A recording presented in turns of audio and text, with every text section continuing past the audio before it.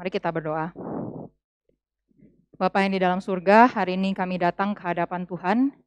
Kami akan belajar mengenai prinsip-prinsip yang sudah Tuhan tanamkan di dalam firman-Mu bagi kehidupan kami, khususnya di dalam musik gerejawi. Kiranya Tuhan beri pengertian kepada kami, kiranya juga Tuhan memakai hamba-Mu yang di depan ini. Tuhan berkati dia di dalam setiap kelemahannya. Dia boleh menjadi berkat bagi setiap jemaat yang mendengarkan hari ini. Kiranya Roh Kudus yang boleh memimpin kami mencapai pengertian sebagaimana yang Tuhan inginkan kami boleh mengerti dan kami boleh lakukan dalam kehidupan kami. Hanya di dalam nama Tuhan kami Yesus Kristus, kami sudah berdoa dan mengucap syukur. Amin. Baik, Bapak Ibu, hari ini kita akan membahas satu tema, yaitu musik gereja. Mungkin kita nggak terlalu sering bahas tentang tema ini, tetapi kita memang sebenarnya di dalam ibadah kita pasti pakai yang namanya musik. Jadi kan musik itu selalu ada di dalam ibadah-ibadahnya Kristen. Bahkan nggak perlu ibadah-ibadah besar seperti ibadah hari Minggu atau KKR besar. Kita persekutuan pun ya, misalnya orang ada rumah baru, lalu kita datang persekutuan kita akan nyanyi. Atau misalnya ada orang yang sudah di ICU gitu, sedang menunggu kepada Tuhan jemput gitu. Biasanya kita akan menyampaikan mazmur atau kita akan menyampaikan nyanyi-nyanyian gitu. Dan kita melihat bahwa musik gereja atau musik itu sebenarnya adalah suatu hal yang sangat dekat dalam kehidupan kita, baik menurut orang Kristen maupun orang yang bukan Kristen gitu. Jadi di dalam seluruh umat manusia, musik itu punya peranan yang sangat penting. Nah, hari ini kita akan melihat yang pertama mulai dari musik secara umum ya, menurut pandangan beberapa filsuf yang sudah sangat terkenal. Saya mengajak kita melihat di dalam slide. Next slide. Oke, kita akan lihat dulu musik menurut pandangannya Plato gitu. Jadi Plato ini kan filsuf yang sudah sangat terkenal, yang dulu hidup sudah lama sekali dari zamannya kita gitu. Dan dia mengeluarkan banyak teori-teori, bukan teori ya, maksudnya banyak pemikiran-pemikiran yang penting, dan salah satunya juga berbicara soal musik. Nah, saya catat di sini musik menurut Plato adalah sesuatu yang sangat mempengaruhi jiwa manusia gitu. Jadi musik punya pengaruh yang sangat besar, khususnya untuk jiwa manusia. Nah, Plato itu membicarakan musik dengan kaitannya dengan edukasi. Jadi bagi Plato kalau kamu mau ngomong pendidikan, itu harus juga bicara musik gitu. Jadi kalau mau bicara musik itu pasti ada kaitannya dengan pendidikan menurut Plato. Jadi menurut Plato ada dua hal yang sangat penting di dalam edukasi anak-anak. Ini menurut pemikirannya dia ya. Yang pertama adalah gimnastik, jadi ya gerak tubuh, olahraga dan seterusnya itu adalah hal yang sangat penting untuk pertumbuhan tubuh anak-anak itu. Jadi anak-anak kan bertumbuh besar, makin lama kita makin tahu ya tangannya semakin panjang, kakinya semakin tinggi, lalu nanti badannya semakin besar. Nah, anak-anak itu perlu dilatih gitu. Jadi ya sebenarnya kita sebagai anak-anak juga dulu kita seharusnya perlu dilatih untuk berolahraga, untuk punya gerakan tubuh yang baik sehingga kita punya tubuh yang bisa bertumbuh dengan sehat dan dengan sempurna. Itu menurut pemikiran Plato. Jadi yang hal pertama yang sangat penting di dalam edukasi adalah gimnastik gitu. Gerak tubuh, olahraga dan seterusnya. Lalu bagi Plato yang kedua yang sangat mempengaruhi di dalam edukasi anak-anak adalah musik. Jadi kalau tadi gimnastik itu untuk mendevelop dia punya tubuh, jadi untuk memperkembangkan tubuhnya dengan lebih baik. Musik itu adalah untuk memperkembangkan jiwanya. Jadi untuk menguatkan, untuk memperkaya seseorang punya jiwa, gitu, jiwa seseorang. To strengthen and enrich the soul atau the self gitu ya, karakter di dalam diri dia, jiwa dia dan seterusnya. Jadi Plato bilang ini adalah dua hal yang sangat penting, karena itu kita bisa bilang musik adalah satu hal yang sangat-sangat penting ada di dalam edukasi anak-anak. Berarti kita tahu ya musik adalah suatu hal yang sangat dekat dengan kehidupan manusia dan itu punya pengaruh yang sangat besar. Itu bisa mempengaruhi jiwa manusia. Nah, pengaruh apa yang musik bisa berikan? Menurut Plato, kalau kita mau anak-anak itu bertumbuh menjadi anak-anak yang baik, maksudnya jiwanya itu bisa menghasilkan sesuatu yang baik, bisa jadi orang yang berguna, bisa jadi orang yang bermanfaat bagi masyarakat, maka dia perlu yang namanya musik-musik yang baik. Plato mengatakan ya, musik itu punya ability, maksudnya punya kemampuan untuk mengimitasi kita punya emosi. Jadi kita tahu ya manusia itu punya emosi yang terus bergerak, kadang kita bisa marah, kadang kita bisa seneng, kadang kita bisa sedih dan seterusnya. Dan bagi Plato, musik itu bisa mengimitasi jiwa manusia itu, bisa mengimitasi emosi manusia. Karena itu, musik yang baik itu akan mempengaruhi jiwa manusia untuk jadi orang yang baik. Itu menurut dia. Untuk menjadi orang yang bisa berguna bagi masyarakat. Untuk menghasilkan yang saya catat di sana ya, perasaan, natur, tindakan, dan hasrat yang baik. Karena dia punya jiwa yang baik, jiwa yang dipengaruhi oleh musik yang baik, Dia akan menghasilkan perasaan dia yang baik, naturnya jadi orang yang baik, tindakan-tindakannya juga baik, dan dia punya hasrat yang baik. Dan bagi Plato yang paling penting adalah musik itu dapat mempengaruhi seseorang jadi punya kerinduan untuk mau belajar lebih. Jadi ini masih ada hubungannya sama edukasi ya. Musik itu mempengaruhi jiwa manusia supaya dia bisa bertumbuh dengan baik jiwanya, dan setelah jiwanya bertumbuh dengan baik, dia akan punya kemauan untuk mau belajar lebih banyak lagi. Jadi dia akan mengejar pendidikan dengan lebih banyak lagi. Itu menurut pandangannya Plato. Tetapi sebaliknya, jika musik yang didengarkan atau musik yang diberikan kepada anak-anak kita adalah musik yang buruk atau bad music gitu ya, can have the opposite effect by having insufficient or too strong impact. Jadi bisa mempengaruhi jiwa seseorang, dia punya pengaruh yang besar dan pengaruh yang sangat kuat untuk menghancurkan orang tersebut. Kira-kira seperti itu. Jadi musik punya dua efek yang sangat besar. Kalau musik itu baik, dia akan mempengaruhi seseorang menjadi orang yang baik, berguna bagi masyarakat. Tetapi jika musik itu rusak, musik itu jelek, musik itu buruk gitu ya, itu akan menghasilkan evil, gitu, menghasilkan sesuatu kejahatan. Orang itu akan menjadi orang yang mudah menjadi seorang pemberontak dan tidak berguna bagi masyarakat dan seterusnya. Ini menurut pemikiran Plato. Lalu saya mengajak kita melihat dari pemikiran yang kedua, yaitu dari Aristotle. Ini juga adalah filsuf, dia muridnya Plato di bawahnya ya. Jadi Aristotle itu juga mengatakan bahwa musik itu tujuannya, maksudnya musik itu ya sangat berpengaruh ke dalam jiwa manusia. Dan bagi dia, musik itu tujuannya adalah apa? Pleasure. Sesuatu yang membahagiakan, menyenangkan, kebahagiaan, kesenangan, dan seterusnya. Itu yang ditujukan oleh musik. Dia kasih contoh seperti orang lagi kerja gitu ya. Misalnya kita kerja berat, kita kerja di bangunan, kita ngangkat-ngangkat barang, atau misalnya kita kerja di kantor, kita dapat tekanan yang begitu berat. Apa hal yang bisa membuat kita tuh rest sebentar? Ya mungkin tidur misalnya ya. Misalnya kita kerja dari jam 8 pagi sampai jam 5 sore, kita mati-matian kerja untuk kantor, dapat tugas yang sangat banyak. Lalu begitu pulang kita bisa tidur, misalnya waktu malam jam 9 kita bisa tidur. Itu menurut biasa untuk kebanyakan orang ya, itu kan refreshing buat kita. Jadi kita bisa istirahat, kita bisa dapat pleasure di situ. Karena saya tadinya ditekan, sekarang saya bisa istirahat, saya bisa tidur. Itu nanti setelah saya bangun, saya akan dapat pleasure. Saya akan dapat kesenangan, saya akan dapat kebahagiaan, kira-kira seperti itu ya. Dapat istirahat. Atau misalnya juga kita bisa pergi ke tempat relaksasi, misalnya kita bisa dipijit ya setelah sekian lama gitu. Kita mungkin bisa pijit, bisa refleksi kaki dan seterusnya, itu kan menenangkan. Atau misalnya kalau ibu-ibu biasanya suka itu kan kerimbat ya, kepalanya tuh diurut dan seterusnya, itu enak banget sih memang. Nah, kira-kira penggambarannya seperti itu ya. Jadi sesuatu yang bisa merelaksasi seseorang dari suatu tekanan-tekanan yang berat. Bisa memberikan rest, bisa memberikan peristirahatan, dan yang akhirnya menghasilkan pleasure, menghasilkan kesenangan dan kebahagiaan. Nah, bagi Aristotle, pleasure ini gitu, jadi kesenangan atau kebahagiaan ini itu akan mempengaruhi karakter manusia. Akan mempengaruhi karakter manusia. Kalau manusia itu nggak punya pleasure gitu, nggak punya true pleasure, dia akan jadi manusia yang kasihan gitu, depresi, tertekan dan seterusnya. Karena dia nggak punya kebahagiaan, nggak punya kesenangan. Dan hal itu menurut Aristotle bisa dicapai dengan musik-musik yang baik. Dengan musik-musik yang baik. Ada dua hal yang mau saya tekankan. Menurut Aristotle, musik itu mampu membentuk pikiran manusia dan menggerakkan manusia. Lalu yang kedua, bisa membiasakan manusia menikmati true pleasure. Jadi dia juga percaya ya ada pleasure-pleasure yang nggak jelas gitu. Misalnya yang kesenangan-kesenangan yang nggak jelas mungkin ya. Kalau saya mau gambarkan misalnya seperti narkoba, itu kan bukan suatu hal yang baik, bukan true pleasure gitu. Jadi bukannya karena kamu tertekan, kamu tertindas, lalu kamu akhirnya ambil narkoba dan kamu akan menikmati kesenangan gitu. Tapi itu bukan kesenangan yang sejati, karena itu hanya sementara dan seterusnya. Dan bagi Aristotle, kalau kita mendengarkan musik yang baik, anak-anak itu diberikan musik yang baik, maka mereka akan bisa menikmati yang namanya true pleasure. Menikmati yang namanya kesenangan yang sejati, kesenangan yang tepat, kesenangan yang benar gitu kira-kira. Jadi kita bisa konklusikan, ini mirip ya perkataannya dengan Plato, bahwa musik itu bisa mengimitasi emosi manusia. Bisa mengimitasi, jadi menurut dia benar-benar gerakannya itu bisa sama persis, bisa mirip sekali dengan pergerakan emosi manusia. Jadi baik atau tidaknya emosi manusia itu bisa dilihat dari ketidakteraturan atau keteraturannya kira-kira ya.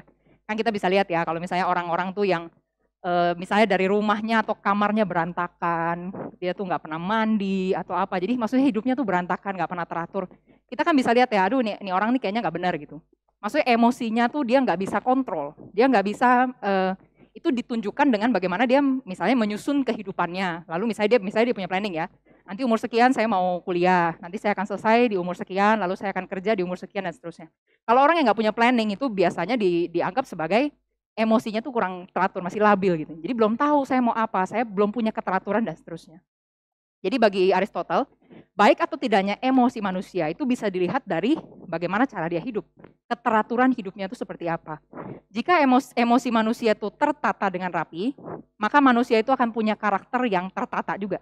Karakter yang baik, karakter yang bisa bermanfaat bagi masyarakat. Tapi kalau emosinya itu tidak tertata dengan baik, maka karakter yang dihasilkan adalah karakter yang bobrok. Karakter yang rusak, karakter yang bisa menghancurkan orang lain, bah. Imitasi emosi, itu berarti harus musik yang baik. Karena kalau musik yang buruk, itu hanya akan membentuk dia mencapai ketidakteraturan. Akan membentuk seseorang mencapai ketidakteraturan, lalu dia akan jadi orang yang bobrok. Sedangkan musik yang baik itu akan membentuk karakter dia untuk jadi orang yang baik. Jadi musik yang baik adalah musik yang, tanda petik ya, punya keteraturan. Musik yang disusun dengan rapi, ritmenya, lalu nada-nadanya, melodinya semua tersusun dengan rapi dan dengan jelas. Nah, bisa saya simpulkan, kita bisa lihat slide ya. Kedua orang ini, maksudnya kedua filsuf ini percaya bahwa musik dapat mempengaruhi karakter sebuah masyarakat. Karena itu musik itu harus dikontrol supaya dapat memberikan pengaruh yang baik, khususnya di dalam masyarakat. Musik yang baik juga itu akan menghasilkan masyarakat yang baik. Saya kasih contoh ya, misalnya musik-musik rock gitu ya, musik yang benar-benar heavy metal atau rock. Itu kenapa itu bisa dibilang dia nggak punya, maksudnya bisa dibilang itu musik tanda petik ya, musik pemberontakan. Kenapa? Karena kalau di dalam musik, kita misalnya punya ini ya, punya musik itu main di mana kira-kira. Jadi kalau misalnya main modelnya 4/4, ini biasa kita sering ketemu ya di beberapa lagu-lagu himne atau lagu-lagu yang lain, ini sering banget ketemu yang namanya 4/4. Nah 4/4 itu berarti di dalam satu bar ada 4 ketuk. Satu bar ada 4 ketuk ya. 1, 2, 3, 4. Nah, ketukan-ketukan ini itu ada peraturan untuk ngetuknya. Ketukan yang lebih kencang, yang paling kencang di dalam 4/4 itu adalah ketukan pertama. Jadi ini yang punya bass paling kencang. Lalu ketukan 2 itu hanya beat yang lewat, dan ketukan ketiga dia punya penekanan juga, tapi nggak seberat penekanan yang pertama. Jadi biasanya kalau kita hitung 4/4, itu hitungnya nggak bisa. 1, 2, 3, 4, nggak bisa. Pasti kita hitung 1, 2, 3, 4. 1, 2, 3, 4. Biasanya gitu. Jadi ada penekanan-penekanannya. Nah, sedangkan musik rock biasanya itu dia akan menggunakan ketukan-ketukan yang lain yang dikencangkan. Jadi nanti dia kadang-kadang bisa mengencangkan di ketukan kedua dan ketukan keempat. Ini menyalahi aturan musik yang sesungguhnya gitu. Aturan musik yang teratur itu. Jadi kebanyakan nanti dia kalau pakai drum dia akan kencangkan di sini. Jadi dung-tak, dung-tak, dung-tak, dung-tak dibalik gitu. Kalau kita kan harusnya dem, pap. Kalau dia dung-tak, dung-tak, dung-tak dibalik gitu.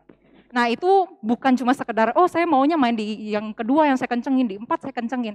Enggak, itu akan mempengaruhi kita punya jantung, kita punya emosi dan seterusnya. Menurut pemandangan yang tadi ya, pandangan dari Plato dan dari Aristotle. Jadi kita bisa lihat musik secara langsung itu dapat mau meniru dan mewakili emosi kejiwaan seorang manusia. Dan selain itu musik juga dapat mempengaruhi dan menggerakkan manusia. Itu musik secara umum ya menurut dari Plato dan Aristotle saya ambil yang bisa menggambarkan sekilas tentang musik secara umum. Nah langsung kita akan masuk ke dalam yang namanya hymn. Ini adalah hal yang kita pakai terus di dalam gereja. Setiap minggu pasti kita nyanyi, di dalam persekutuan-persekutuan kita pasti nyanyi. Nah saya akan ambil pengertian dari seorang himnologis atau musikologis. Next slide. Namanya Eric Rothli. Nah Eric Rothli dia adalah seorang pendeta di gereja Inggris. Selain pendeta dia juga adalah seorang komposer. Dan dia seorang musikologis, jadi dia memang belajar musik khusus ya. Lalu dia sangat terkenal dengan pemikiran-pemikirannya atau penelitiannya terhadap musik gereja. Akhirnya kan dia menuliskan beberapa buku.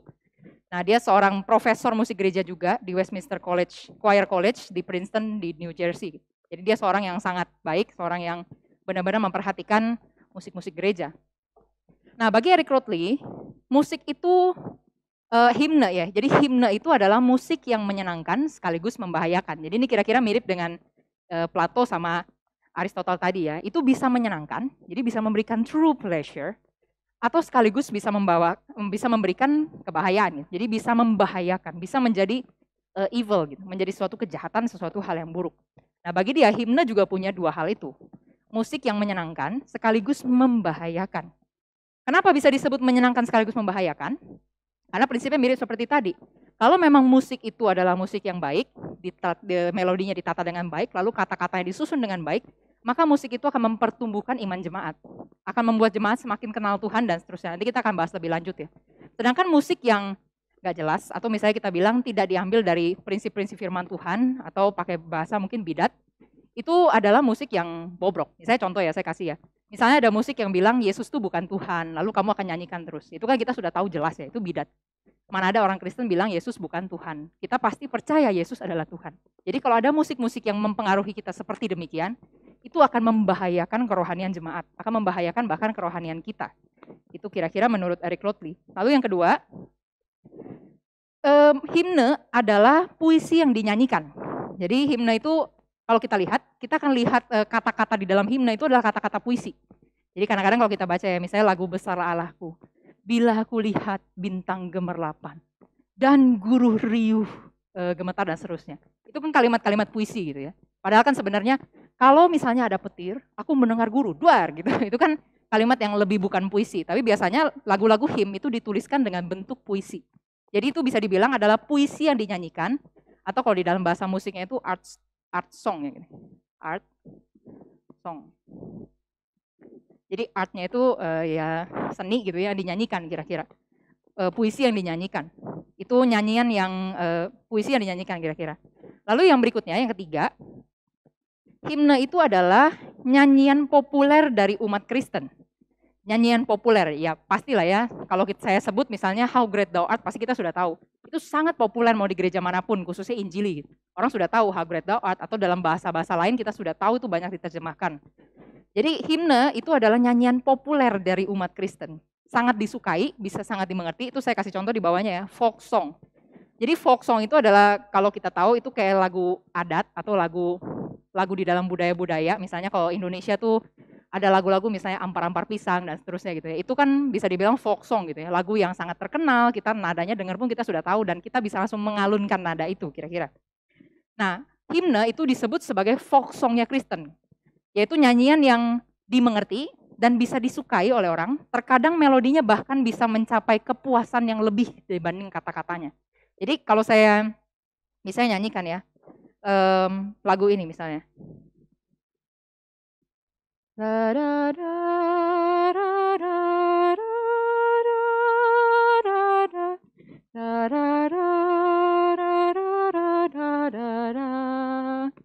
Saya percaya jemaat bisa langsung menikmati tanpa harus saya kasih kata-kata. Jadi misalnya saya nyanyikan lalu jemaat, oh sorry ya saya kurang bisa menikmati. Coba kasih saya kata-katanya dulu baru saya bisa menikmati. Saya percaya nggak begitu. Bahkan orang lebih menikmati musiknya daripada kata-katanya. Kadang-kadang orang kan kalau misalnya ibu-ibu ya sambil cuci piring gitu, nanti bisa sambil nyanyi tuh, bisa sambil ngalun. Misalnya na na na na na na na na na na na. Kadang-kadang ibu-ibu bisa seperti itu ya, atau bahkan bapak-bapak waktu bawa mobil, bawa motor. Itu menunjukkan bahwa himne adalah nyanyian yang dimengerti dan disukai, dan bahkan ya melodinya tuh bisa lebih memuaskan daripada syairnya, bisa lebih menggerakkan jiwa kita, kira-kira seperti itu. Lalu next slide. Ini adalah tambahan. Himne itu adalah nyanyian ibadah. Jadi kita udah tahu jelas ya, himne itu adalah nyanyian ibadah. Itu berarti adalah bentuk pemujaan kepada Allah. Jadi kita tahu misalnya himne tanah air misalnya Indonesia Raya, atau misalnya Maju Tak Gentar, itu kan himne tanah air untuk memuja bangsa kita. Jadi kan kita akan lihat dari kata-katanya, misalnya Garuda Pancasila akulah pendukungmu, itu kan pemujaan kepada Garuda Pancasila kira-kira ya, kepada Indonesia. Lalu misalnya Indonesia Raya, Indonesia tanah airku, tanah tumpah darahku, itu kan bicara tentang Indonesia. Jadi kita memuja Indonesia. Nah himne yang di dalam ibadah itu berarti adalah pemujaan seorang Kristen, pemujaan umat Tuhan kepada Tuhannya, gitu. Pemujaan umat Allah kepada Allahnya. Lalu yang kedua, nyanyian ibadah itu berarti berbeda dengan nyanyian perayaan atau nyanyian festival. Jadi kita bisa lihat nih dari mana, saya mengajak kita buka dari 2 Samuel 6 ayat 14 hingga ayat yang ke-19. 2 Samuel 6 ayat 14 sampai 19.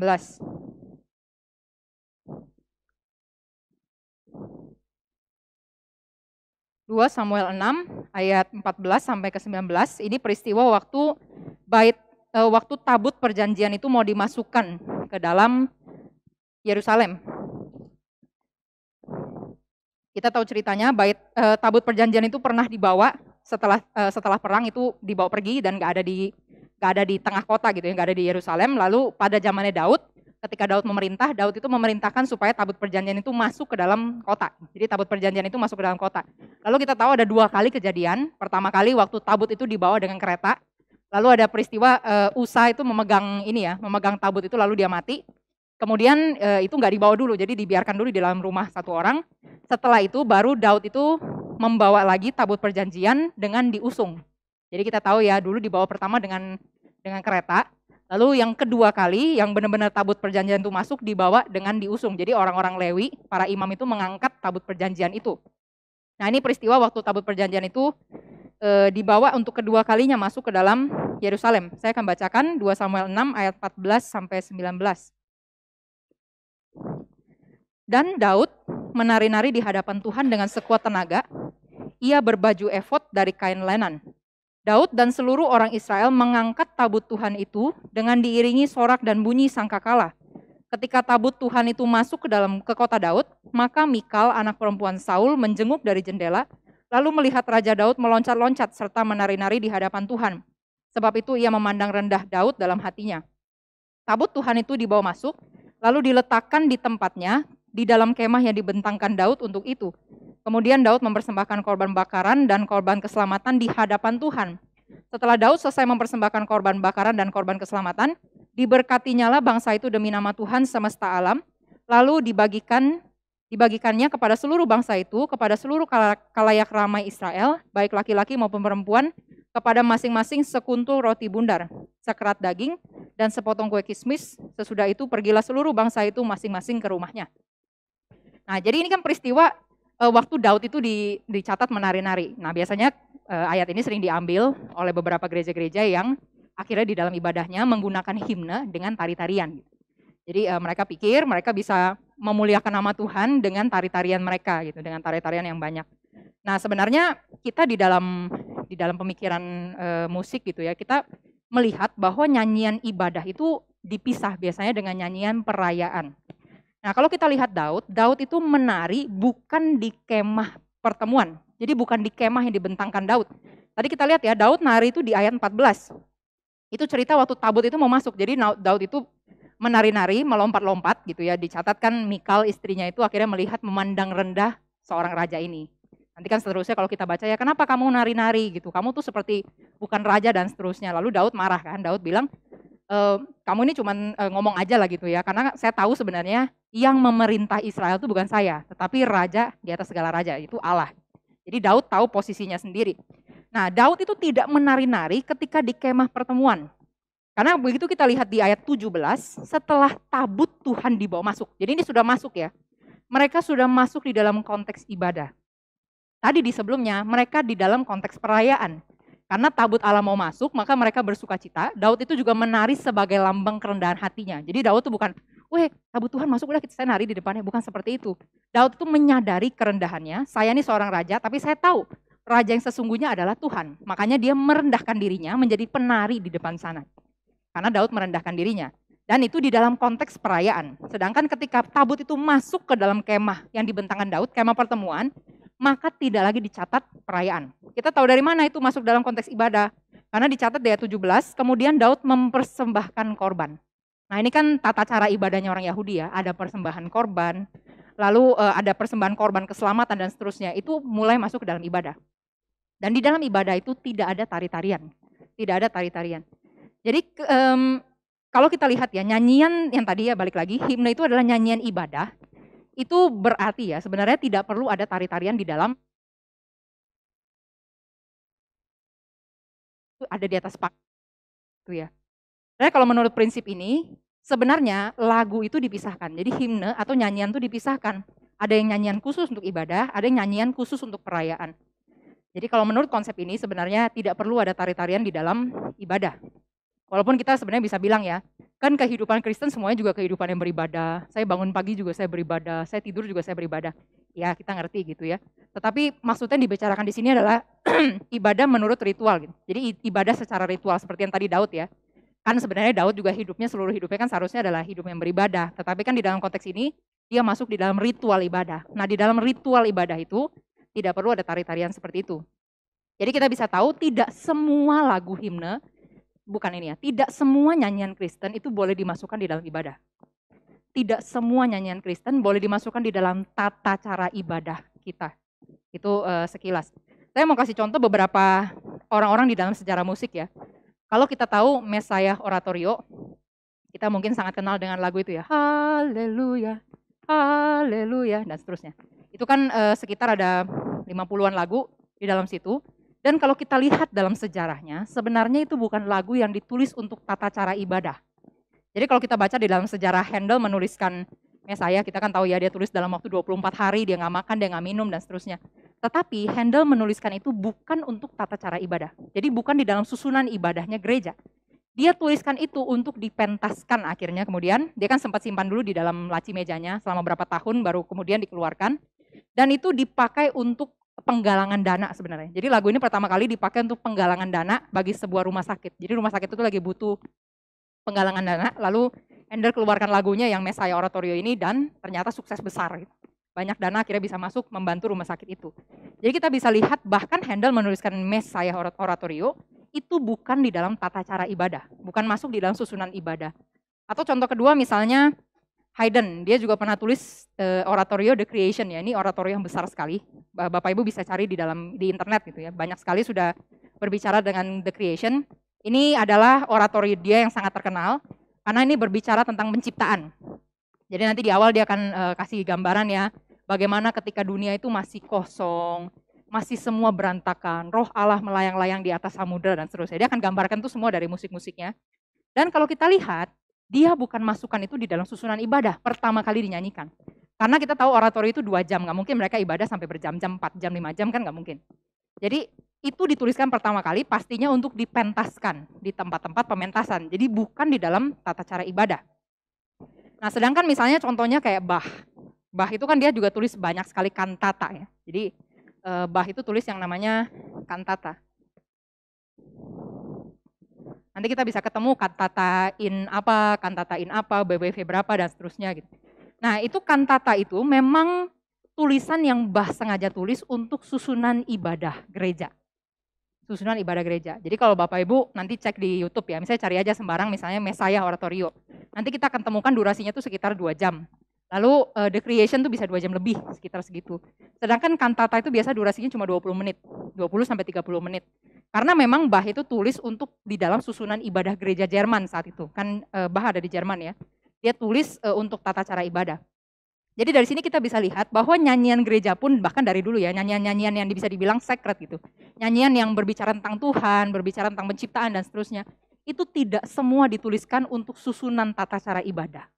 Semuanya gitu. Jadi ada yang benar-benar khusus seperti Bach dia tulis, ada juga yang seperti Handel awalnya dia tidak tulis. Jadi ini bukan berarti saya bilang lain kali nggak boleh nyanyi lagu Handel di dalam ibadah ya, nggak, bukan seperti itu ya. Cuma maksudnya kita bisa lihat nggak semua lagu sacred itu berarti harus masuk di dalam tata cara ibadah, nggak semua gitu. Oke, kita lanjut dulu. Nah atas dasar ini juga sebenarnya saya secara pribadi tuh tidak menolak lagu-lagu yang lain selain hymn misalnya gitu ya. Saya tidak menolak. Jadi bukan berarti saya ini seorang Kristen, saya seorang Reform dan seterusnya, lalu saya anti mendengar lagu-lagu yang lain selain hymn. Ya itu kalau begitu kan kita akan jadi orang yang kaku, lalu jadi freak gitu kalau orang bilang ya, jadi aneh. Karena nggak peduli dengan lagu-lagu sekitar dan kalau misalnya ada orang pencet lagu itu, oh sorry, saya harus pergi dulu ya, karena saya ini kudus, tidak boleh dengar lagu seperti itu. Ya kita nggak mungkin seperti itu kan kira-kira. Nah dari konteks ini saya juga percaya bahwa kita bukannya tidak boleh menyanyikan lagu-lagu yang lain. Bukannya tidak boleh mendengar lagu-lagu yang lain.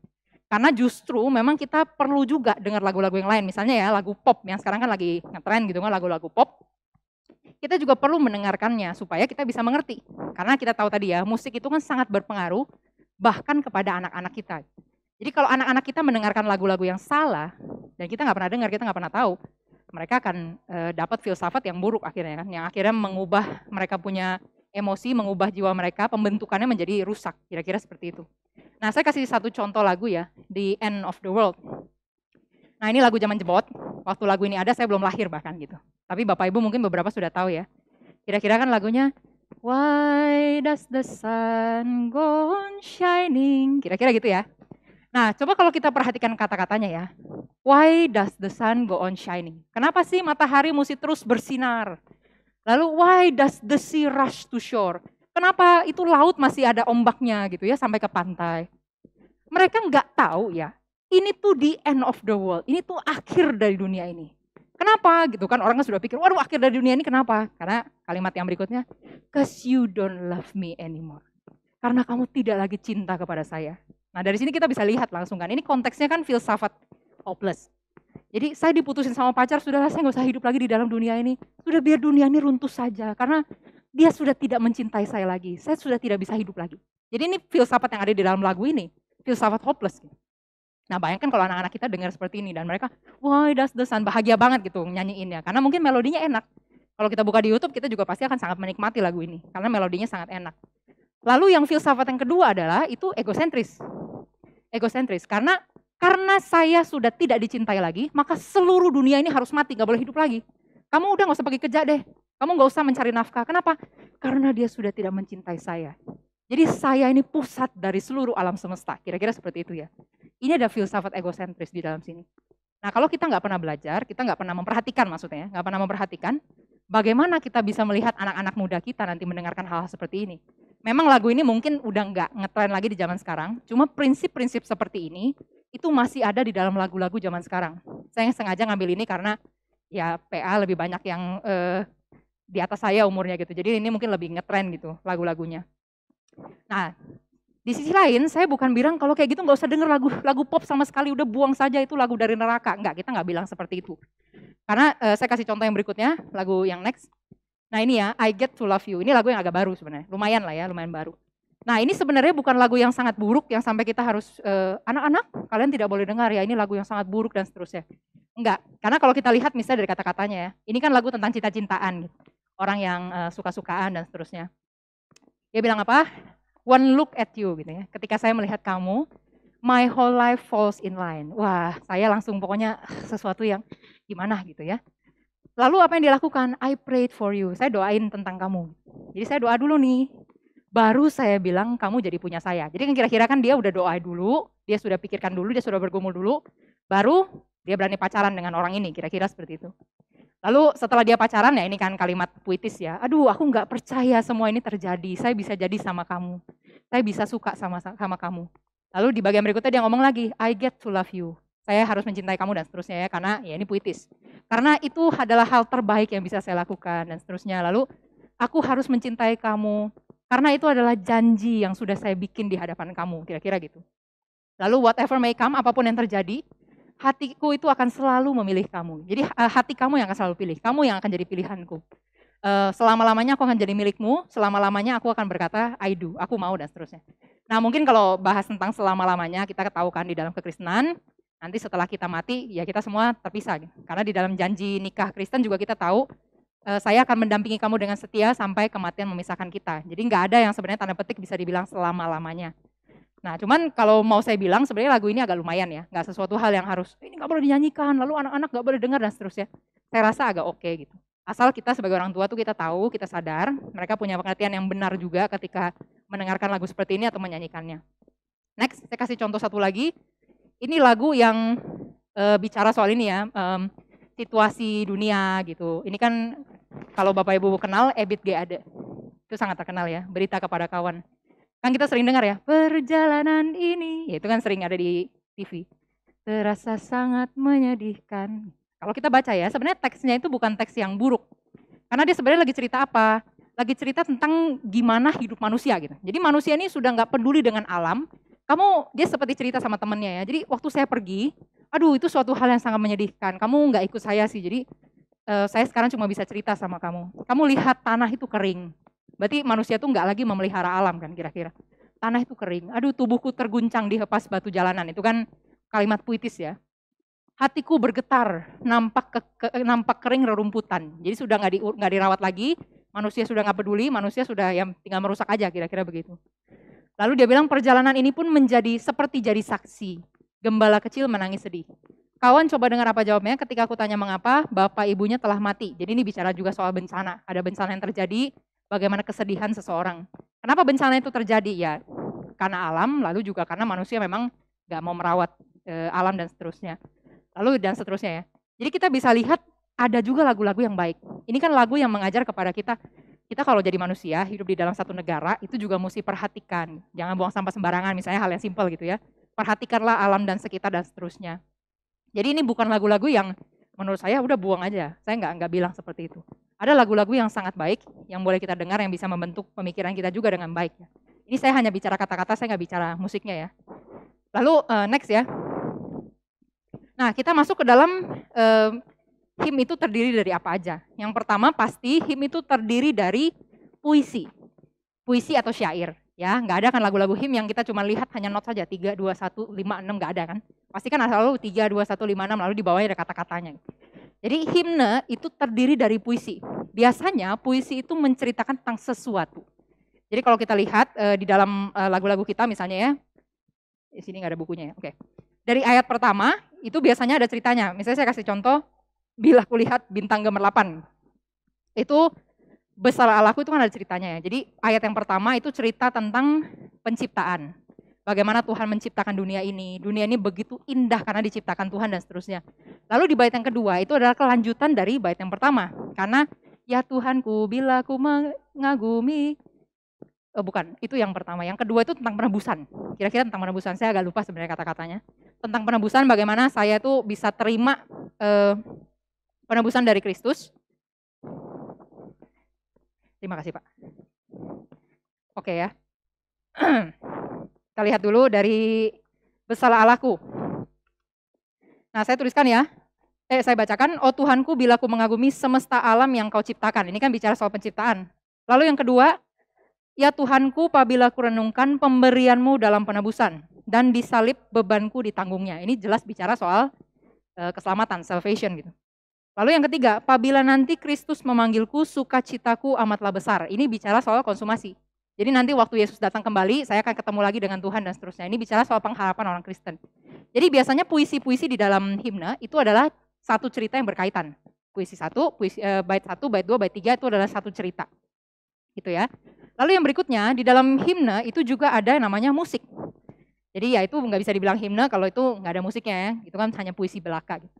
Nah musik itu biasanya seharusnya ya musik itu punya makna yang mirip dengan teksnya. Jadi musik itu harus mendukung teksnya. Himne itu tidak akan menjadi utuh kalau tidak bisa dinyanyikan, tetapi musiknya itu harus mendukung teksnya. Misalnya saya kasih contoh next. Ini ya, Joy to the World. Ini lagu Dunia Gemar dan Soraklah. Nah saya sengaja kasih not balok supaya kita bisa lihat sekilas ya. Itu kan notnya yang paling atas tuh rada tinggi gambarnya, lalu makin lama makin turun kan gambarnya ya. Jadi hitam-hitamnya tuh makin turun seperti anak tangga gitu turun. Nah ini mau menggambarkan apa? Kalau kita lihat dari kata-katanya, joy to the world, sukacita bagi dunia ini. Kenapa? The Lord is come. Jadi Tuhan datang ke dalam dunia. The Lord is come. Tuhan turun ke dalam dunia. Makanya dia pakai melodi yang turun-turun. Saya kasih contoh ya. Modelnya seperti ini ya.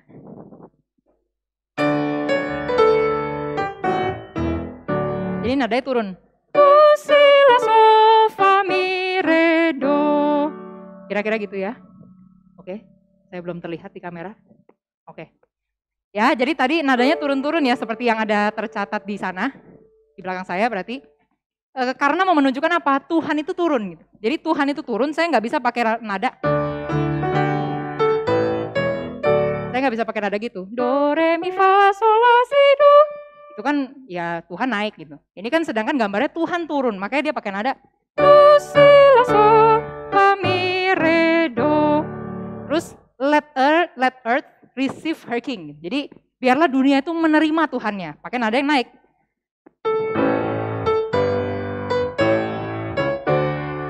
Ya, jadi dia ada penggambarannya gitu ya. Waktu Tuhan turun ke dalam dunia. Kalau pakai pemahaman Patong gitu. Patong pernah kasih penjelasan ya. Lalu Tuhan itu datang ke dalam dunia supaya mengangkat kita naik ke surga. Makanya dia pakai nadanya naik.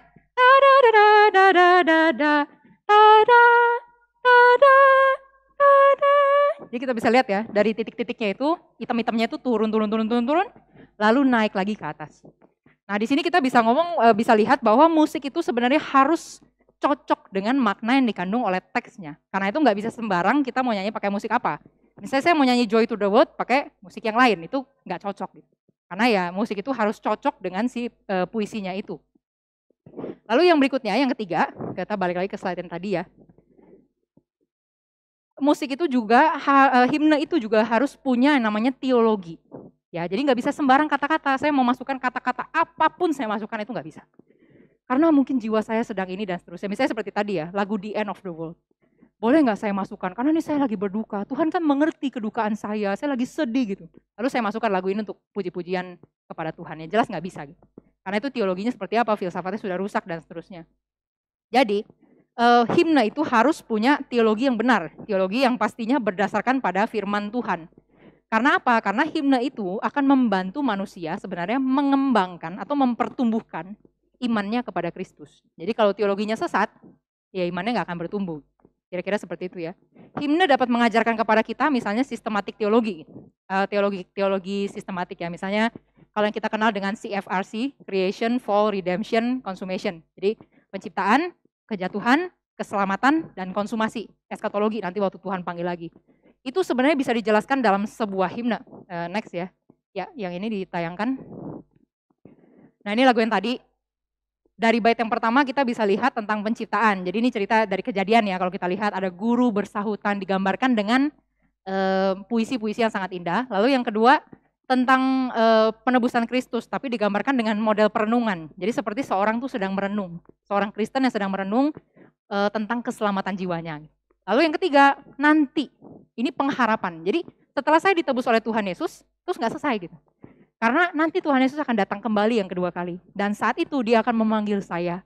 Saat itu saya akan punya sukacita yang besar. Itu kira-kira ya. Saya akan punya sukacita yang besar. Karena di situ akan terkabul pengharapan saya. Apa? Saya bisa ketemu dengan Tuhan.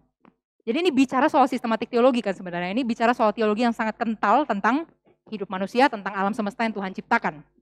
Nah itu satu contoh ya. Jadi himne itu harus punya yang pertama tadi puisi, karena kata-kata ya. Lalu yang kedua dia harus punya musik yang mendukung puisi itu. Dan yang ketiga, puisi itu harus punya teologi yang benar dan musiknya bahkan harus punya teologi yang benar. Nggak bisa sembarangan pakai sembarang musik. Itu yang kita bisa lihat. Lalu yang berikutnya, next, kita akan lihat tujuan himne. Ini dari James Rolling Sidnor ya. Dia juga seorang yang sangat baik. Kita akan melihat tujuan himne yang pertama adalah memberikan kesempatan kepada umat Kristen untuk mengidentifikasikan diri dengan pengalaman iman yang dialami baik oleh diri mereka sendiri maupun oleh orang lain. Jadi ini dia bisa mengidentifikasikan. Contohnya seperti apa? Misalnya kita dengar lagu Nyamanlah Jiwaku. Nyamanlah Jiwaku itu kan backgroundnya tentang si Horatio Spafford. Dia seorang yang punya kekayaan, dia seorang pengacara yang sangat sukses. Dia punya keluarga yang sangat baik, istrinya, lalu dia punya 4 anak perempuan dan 1 anak laki-laki gitu. Jadi memang keluarga yang sangat baik, keluarga yang sangat bahagia. Cuman di dalam kisah hidupnya, dia tuh kena kebakaran yang sangat besar. Jadi kalau kita cari di internet itu ada yang namanya The Great Chicago Fire, The Great Fire on Chicago atau apa. Jadi waktu itu di Chicago, di kota dia itu ada kebakaran yang sangat besar, itu menghanguskan berapa ribu rumah di sana, termasuk rumahnya dia.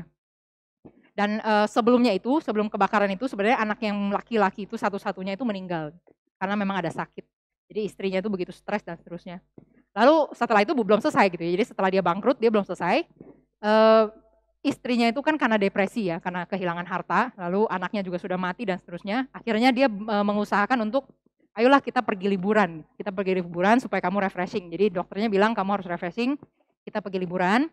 Tapi sekalian gitu, jadi kita sekalian pelayanan sama pendeta di El Moody. Itu seorang pendeta yang juga sangat terkenal di dalam sejarah. Kita sekalian pergi pelayanan sama dia. Lalu ketika mau berangkat, si Spafford bilang, saya ada urusan mendadak gitu. Jadi kamu pergi dulu lah. Dia bilang sama istri dan 4 anaknya, kamu pergi dulu, nanti saya nyusul. Zaman dulu nggak ada pesawat ya, jadi kan mereka naik kapal. Lalu ya singkat cerita, kapal itu kecelakaan, hanya istrinya yang selamat, 4 anaknya meninggal. Nah, lalu dia baru dari sejak itu kemudian waktu dia menyusul istrinya naik kapal, itu si nahkoda kapalnya bilang, "Ini loh tempat kejadian kemarin kapal itu jatuh, kapal itu tenggelam." Lalu di sana Spafford mulai merenungkan, mulai menggumulkan, lalu muncullah lagu ini gitu ya, "Nyamanlah jiwaku." Kata-katanya kan, "Bila damai mengiring jiwaku." Waktu sukacita itu ada di sekitar aku ya. Jadi hidupku damai seperti sungai mengalir tenang. Atau bahkan seperti ombak yang sedang bergulung gitu. Waktu jiwaku tuh sedang ditempa begitu banyak kedukaan seperti ombak yang bergulung yang mengerikan gitu. Dan Spafford bilang apa? "Saya tahu gitu, Tuhan sudah mengajar saya untuk bilang, nyamanlah jiwaku. It is well with my soul." Jiwa saya nggak apa-apa. Karena apa? Karena ada tangan Tuhan dan seterusnya. Nah, waktu kita menyanyikan lagu ini atau waktu kita mendengar lagu ini, biasanya kita akan bisa mengidentifikasikan diri kita. Misalnya contoh ya, ada dulu saya pernah kenal satu keluarga ya, itu juga sangat berat hidupnya gitu. Jadi suami istri, dia punya satu orang anak perempuan, itu baru 6 bulan anaknya meninggal gitu. Memang ada kelainan waktu lahir, lalu dia meninggal. Kemudian saat dia meninggal, istrinya tuh sedang hamil anak kedua. Tetapi ya singkat cerita anak yang kedua itu juga meninggal di usia 3 atau 6 bulan kemudian. Jadi anak keduanya juga kena kelainan di jantungnya, akhirnya meninggal. Dan ya kalau saya sih ada di situ, jadi saya lihat bagaimana anak yang pertama itu kuburannya belum kering gitu, langsung dia kubur lagi anak kedua di sebelahnya. Jadi memang sangat menyedihkan gitu. Lalu nggak lama setelah meninggal anak kedua, istrinya tuh kena cancer. Istrinya kena cancer dan meninggal juga gitu ya. Setahun kemudian meninggal juga, dikubur berderet bertiga gitu. Nah, saya yakin ya orang seperti ini misalnya ketika dia mendengarkan lagu Horacio yang tadi, dia tuh bisa relate gitu. Jadi bisa mengidentifikasikan dirinya. Saya juga ngalamin kesusahan kok. Saya juga ngalamin kesusahan. Dan sebagaimana Tuhan sudah menguatkan Spafford, saya yakin Tuhan juga akan menguatkan saya. Kira-kira seperti itu ya. Saya yakin kita juga, mungkin beberapa dari kita punya pengalaman-pengalaman sama lagu himne. Mungkin bukan lagu ini ya, mungkin lagu-lagu yang lain. Saya yakin karena di situ kita bisa belajar mengidentifikasikan diri kita. Atau seperti saya gitu, saya berusaha mengidentifikasikan diri orang lain itu. Dan dari situ ya saya mengucap syukur karena Tuhan masih menyertai orang itu sampai sekarang. Kira-kira seperti itu ya. Lalu yang next, yang kedua, kita lihat slide lagi. Tujuan himne yang kedua adalah merasakan pengalaman para penulis himne akan kasih Allah yang terus-menerus menyertai dan menguatkan mereka melalui syair dan musik yang diciptakan. Jadi kita ya pasti tadi ya kita belajar tentang bagaimana si penulis itu merasakan sukacita, merasakan pertumbuhan, merasakan pergumulan bersama dengan Tuhan sendiri yang bisa menguatkan kita. Dan yang ketiga adalah menikmati pengalaman spiritual yang dalam dan bermakna saat mendengarkan dan membaca nyanyian tersebut. Ya kita sendiri bisa apa, ada pengalaman spiritual, bisa bertumbuh gitu. Kita nggak selalu bilang ya, setiap lagu kita harus punya pengalaman spiritual ya, itu juga aneh gitu kayak gitu ya. Tapi ada beberapa lagu kita mungkin bisa punya pengalaman spiritual yang mempertumbuhkan kita semakin kenal Tuhan. Jadi itu tujuannya himne. Nah dari pengertian di atas, next, kita bisa simpulkan bahwa himne adalah wadah bagi umat Kristen untuk mengungkapkan apa yang mereka percayai. Jadi himne itu lagu itu adalah satu sarana yang Tuhan berikan untuk kita tuh bisa mengungkapkan apa yang kita percaya, doktrin apa yang kita pahami, dan pengalaman hidup kita, pengalaman hidup orang Kristen dan seterusnya. Maka syarat dari himne itu sangat penting. Yang pertama harus benar. Harus benar. Yang kedua harus berdasarkan firman Tuhan. Gak boleh berdasarkan pada hal yang lain ya. Jadi gak boleh bilang Yesus itu bukan Tuhan. Lagu-lagu seperti itu pasti sudah kita blacklist gitu. Itu sangat bahaya. Dan yang ketiga kontekstual. Nah kontekstual ini tuh kalau dia pakai bahasa ya, sesuai dengan doktrin yang diterima jemaat. Nah ini bukan berarti, oh kalau doktrinnya jemaat itu sesat, maka lagunya sesat. Bukan gitu. Maksudnya adalah kontekstual, saya kasih bahasa yang lebih enak gitu. Karena misalnya contohnya, kita sekarang sedang COVID. Kita sedang mengalami apa gitu, mengalami kedukaan, mengalami kesulitan. Maka lagu yang mungkin cocok diciptakan saat ini adalah seperti modelnya misalnya kekuatan serta penghiburan. Itu lagu yang cocok kan ya, kita memang sedang berduka, sedang kesulitan dan seterusnya. Atau mungkin sedang pembangunan gereja, kita sedang membangun nih. Lagu yang cocok tuh seperti apa? Mungkin seperti Di Atas Satu Alas. Atau contohnya, Patong bikin BCN kemarin. BCN itu lagi bicara tentang mengasihi Tuhan dan mengasihi gerejanya. Maka lagu yang cocok seperti apa? Lagu yang Patong bikin kan? Aku cinta gereja Tuhan. Itu kontekstual maksudnya. Sedang dalam posisi seperti apa? Lagu itu akan sangat cocok, sangat pas dan sangat mempertumbuhkan. Kira-kira seperti itu ya. Lalu next, kita akan masuk di dalam perkembangan musik gereja. Ya, dalam perkembangan ini kita akan lihat langsung mulai dari zaman reformasi. Saya nggak bahas zaman sebelumnya ya. Karena di zaman reformasi ini baru mulai yang besar. Nah, sebelumnya para reformator itu kan kita tahu sekilas ceritanya. Jadi di zaman reformasi itu, sebelum reformasi orang-orang Kristen tuh nggak bisa baca Alkitab, mereka nggak tahu firman, nggak tahu apa, yang bacakan hanya para petinggi di dalam gereja. Karena mereka yang nggak belajar bahasa Latin, mereka nggak tahu gimana cara baca, jadi ya mereka nggak ngerti prinsip firman Tuhan seperti apa, mereka hanya dengar saja. Nah, tetapi setelah reformasi itu membuka jalan yang besar, gitu. Jadi membuka kesempatan untuk orang-orang tuh bisa baca firman Tuhan dengan bahasa yang mereka mengerti, dan orang-orang tuh jadi punya ibadah yang benar. Jadi orang-orang punya ibadah yang benar yang mencerminkan iman mereka kepada Tuhan. Ya termasuk juga di dalam musiknya. Nah, saya akan ngajak kita lihat dari prinsipnya Luther ya. Jadi Luther ini kan reformator yang sangat terkenal, pasti kita semua tahu di dalam reform. Luther itu yang memakukan 95 tesis, dan yang kemudian dikopikan dan seterusnya, lalu dia akhirnya mendobrak gitu. Akhirnya muncullah reformasi yang besar. Nah, Luther mengatakan musik is next to theology. Jadi musik itu sangat dekat dengan teologi. Bahkan dia melanjutkan kalimatnya di berikutnya ya, music is next to the word of God. Jadi musik itu sangat dekat dengan firman Tuhan. Luther itu menaruh musik di dalam porsi yang sangat tinggi. Jadi kalau kita bicara firman Tuhan itu posisinya yang paling tinggi, itu kebenaran dan seterusnya. Musik itu ada di sampingnya.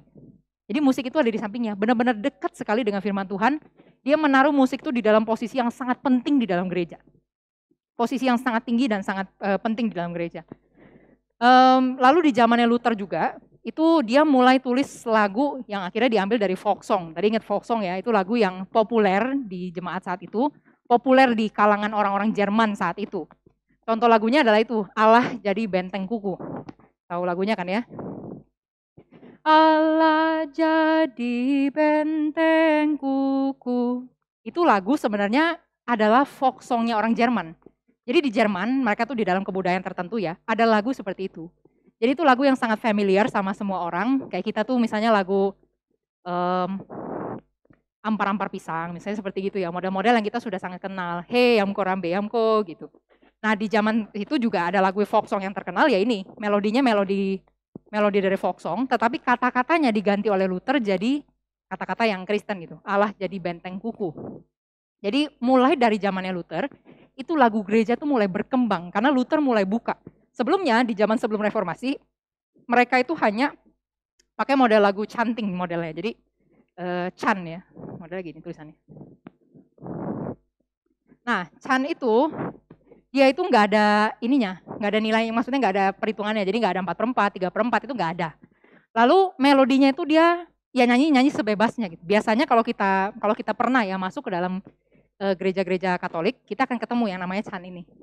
Itu biasanya nanti hamba Tuhannya bisa no no no no no no no no percayalah pada Tuhan. Bisa model gitu ya. Nah, itu model chanting.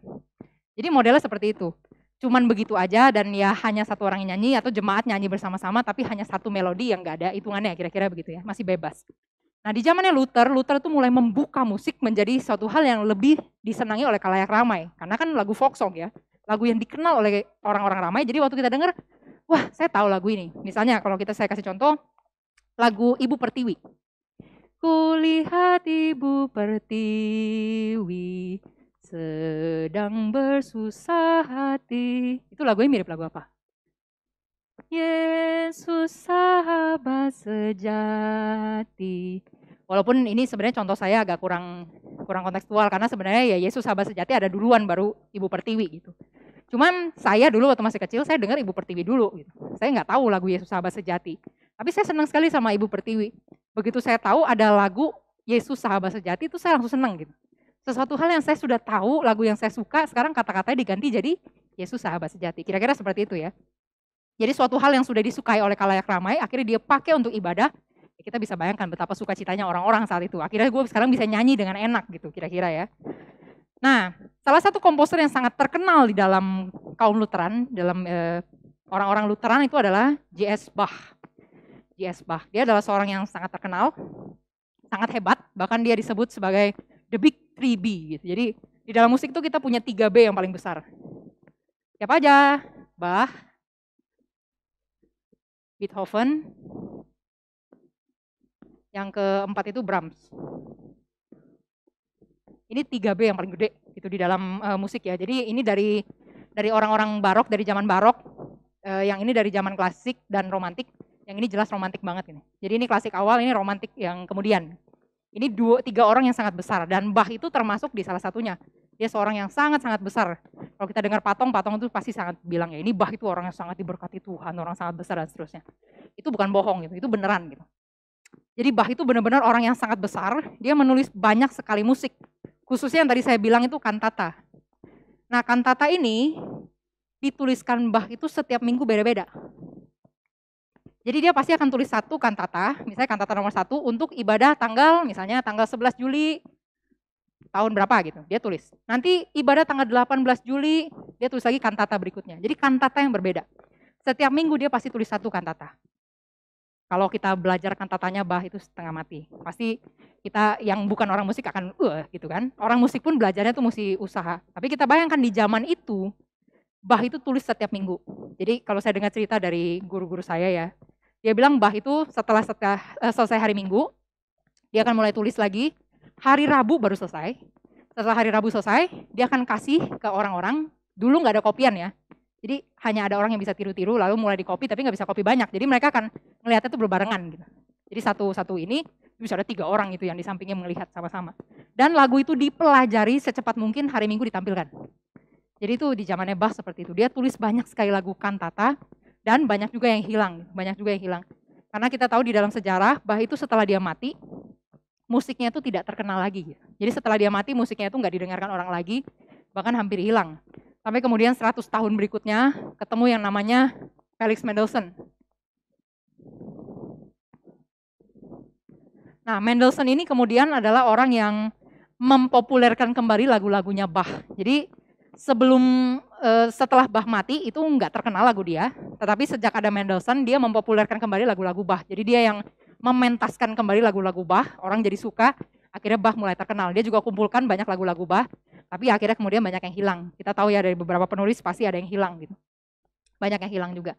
Nah kembali lagi ke Bach, dia punya dia menuliskan banyak sekali lagu dan setiap minggu dia pasti tuliskan kantata satu. Dan kalau kita lihat lagunya, lagu Bach itu bukan cuma kantata doang. Jadi ada yang lain-lain ya, dia khusus tulis buat karya organ, dia juga tulis buat karya harpsichord. Harpsichord itu nenek moyangnya piano. Jadi kalau kita cari di internet nanti kita akan ketemu ya. Suaranya tuh seperti gitar yang dipetik, itu suara harpsichord. Dia dulu tulis banyak karya untuk itu, dan karena dia tulisnya untuk setiap minggu, itu bukan berarti dia tulisnya abal-abal. Karena kalau kita ngerti karya-karyanya Bach, kalau kita dengarkan saja, itu adalah karya-karya yang kompleks. Jadi ini orang tuh one of a kind kalau dibilang ya, setelah dia mati tuh, ya nggak ada mungkin yang sebesar dia lagi, dia memang besar sekali gitu. Memang anugerah yang Tuhan kasih ke dia tuh benar-benar besar sekali. Dia tulis tuh dengan teknik yang sangat banyak macam. Kalau kita mungkin orang musik kita bisa cari. Kalau ya Bapak Ibu juga mau cari boleh juga. Dia banyak tulis misalnya model polifonik gitu ya. Ini saya kasih sedikit ya. Jangan puyeng ya Bapak Ibu, jangan mabok. Ini polifonik itu saut-sautan. Saut-sautan. Jadi misalnya yang cowok nyanyi duluan, memuji Tuhan selalu, mari kita puji Dia. Lalu si cowok itu nyanyi lanjut, lalu nanti grup cewek mulai masuk, memuji Tuhan selalu. Jadi berbarengan. Itu Bach itu sangat pintar bikin model-model kayak gini. Lalu model lain juga ada fuga dan seterusnya, saya nggak tulis ya. Kira-kira ini yang paling besar. Atau misalnya kita pernah dengar lagu Mesaya, saya nggak kasih contoh di sini ya. Mesaya itu lagu yang Haleluya chorus, pernah dengar ya beberapa dari Bapak Ibu. Itu kan dia ada bagian yang for the Lord God omnipotent reigneth. Haleluya, haleluya. Lalu yang setelah yang satu bagian itu haleluya, haleluya, bagian yang lain akan nyanyi ulang lagi for the Lord God omni. Jadi masuk-masuknya gini loh. Jadi for the Lord God omni. Nanti bagian yang kedua gini, for the Lord God omnipotent reigneth. Bagian ketiga, for the Lord God. Jadi modelnya gini loh. Masuk-masuknya tuh nggak barengan. Itu model polifonik ya. Masuknya nggak bareng-barengan dan tapi nggak kelihatan tabrakan. Jadi bukan kayak mobil itu ya duar nggak gitu. Dia tuh masuknya benar-benar paralel cantik gitu. Jadi ya masuk satu, lalu dia satu lagi di jalur kedua, satu lagi di jalur ketiga dan seterusnya. Jadi itu dia sangat pintar. Ini teknik yang sangat dia kuasai. Jadi banyak yang mengakui, bahkan Beethoven pun sangat mengakui Bach. Mendelssohn juga sangat mengagungkan dia seorang yang sangat besar. Dan sebenarnya saya bilang ini untuk apa? Untuk kita melihat bahwa Bach itu adalah puncak kejayaannya musik gereja. Jadi kalau kita belajar musik, pasti harus belajar Bach. Belajar musik gereja, pasti harus belajar Bach. Karena dia adalah puncaknya gitu, puncak kejayaan musik gereja. Karena kita tahu konteksnya tadi ya, Luther itu mulai membuka. Sekarang kamu mau ciptakan lagu, kamu boleh masukkan ke dalam gereja. Kalau dulu kan cuma boleh canting. Sekarang kamu mau ciptakan lagu, boleh masukkan ke dalam gereja. Maka Bach ciptakan banyak lagu. Dan juga komposer-komposer yang lain yang di zaman dia ya. Jadi dia adalah komposer yang bukan abal-abal, dia komposer yang sangat besar dan sangat baik. Yang sangat terkenal itu adalah puncak kejayaannya gereja. Jadi gereja tuh waktu itu benar-benar berjaya sekali karena di zamannya Bach itu. Dan dia juga adalah seorang minister of music ya. Minister of Music. Ini adalah jabatan. Jadi kalau di dalam gereja tuh kita punya jabatan pendeta kan. Punya jabatan pendeta ya. Jadi pendeta itu siapa? Orang-orang yang mempelajari Alkitab, orang-orang yang menyampaikan firman Tuhan, dan dia juga menjaga ajaran gereja, kira-kira begitu. Nah, kalau Minister of Music adalah orang-orang yang memperhatikan musik-musik gereja. Jadi di zaman itu juga mereka sudah mulai pikirkan, gak boleh sembarang musik masuk. Jadi ini ada ininya, ada filternya gitu. Si Minister of Music ini adalah orang yang sangat penting. Dia bahkan di zaman itu ya disejajarkan dengan pendeta. Jadi ini jabatan yang sangat penting. Jadi dia bisa dibilang hamba Tuhan juga. Yang satu hamba Tuhan khusus berbicara tentang firman, tentang teologi. Yang satu lagi khusus memperhatikan musik gereja. Zaman itu ada Minister of Music. Dia seorang yang melayani yang sangat baik. Jadi dia Minister of Music yang sangat-sangat baik waktu itu di gereja Jerman. Mereka sangat beruntung sekali ada Bach. Dan dia tuh bukan hanya melayani sebagai Minister of Music, tapi dia juga seorang pemain organ yang sangat hebat. Jadi kalau kita cari di internet itu, cari aja organ works-nya Bach ya. Organ works. Itu organ works-nya Bach itu banyak yang bagus-bagus. Banyak yang sangat kompleks dan sangat rumit. Karena memang dia pemain organ, dia tahu seluk-beluknya organ semua. Dia bisa mainkan itu dengan sangat indah. Maka dia tuliskan banyak lagu. Ini tentang Bach ya. Jadi di dalam gereja Lutheran, musik itu sangat-sangat berkembang. Sangat-sangat berkembang. Tetapi kalau kita lihat menurut karakternya Calvin, jadi menurut prinsipnya Calvin, coba kita lihat ke slide ya. Calvin itu dia juga ada gereja yang akhirnya disebut dengan gereja Calvinis. Nah, Calvin itu agak berbeda dengan Luther. Jadi kalau Luther itu kan dia sangat mengagungkan musik ya. Musik itu sangat dekat dengan firman Tuhan. Makanya orang tuh dikasih eksplorasi, akhirnya bisa jadi sampai puncak kejayaannya musik gereja. Nah, tetapi bagi Calvin itu nggak terlalu sependapat dengan Luther gitu. Karena dia tuh orang yang sangat sederhana, dia sangat menekankan simplicity di dalam ibadah. Jadi kesederhanaan di dalam ibadah. Dia bahkan tidak suka ada yang namanya patung-patung di gereja. Jadi kalau gerejanya Calvin itu sudah pasti nggak ada patung, nggak ada lukisan gitu, nggak ada. Karena bagi dia gereja adalah tempat kita beribadah kepada Tuhan, dan ibadah itu harus punya kesan kesederhanaan. Makanya nggak boleh ada macam-macam gitu di dalam ibadahnya Calvin, nggak boleh ada ornamen-ornamen gitu. Termasuk juga nggak boleh ada ini alat musik di dalam gerejanya dia. Bagi dia musik yang tertinggi yang Tuhan kasih itu adalah suara manusia. Memang benar gitu. Ini kita percaya gitu. Musik yang paling tinggi adalah pita suara manusia. Itu yang Tuhan kasih sama manusia. Kalau kita lihat piano itu semua meniru pita suara manusia.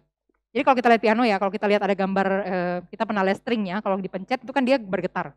Atau misalnya gitar, kalau kita pencet ting lalu dia getar kan stringnya ya. Senarnya tuh gitu. Itu meniru pita suara kita. Kalau kita ngomong itu pita suara kita getar. Kalau kita pegang ini ya, saya bicara ini pasti getar semua. Tes. Bapak Ibu boleh tes kok, nggak usah malu-malu. Nggak kedengeran ke ini.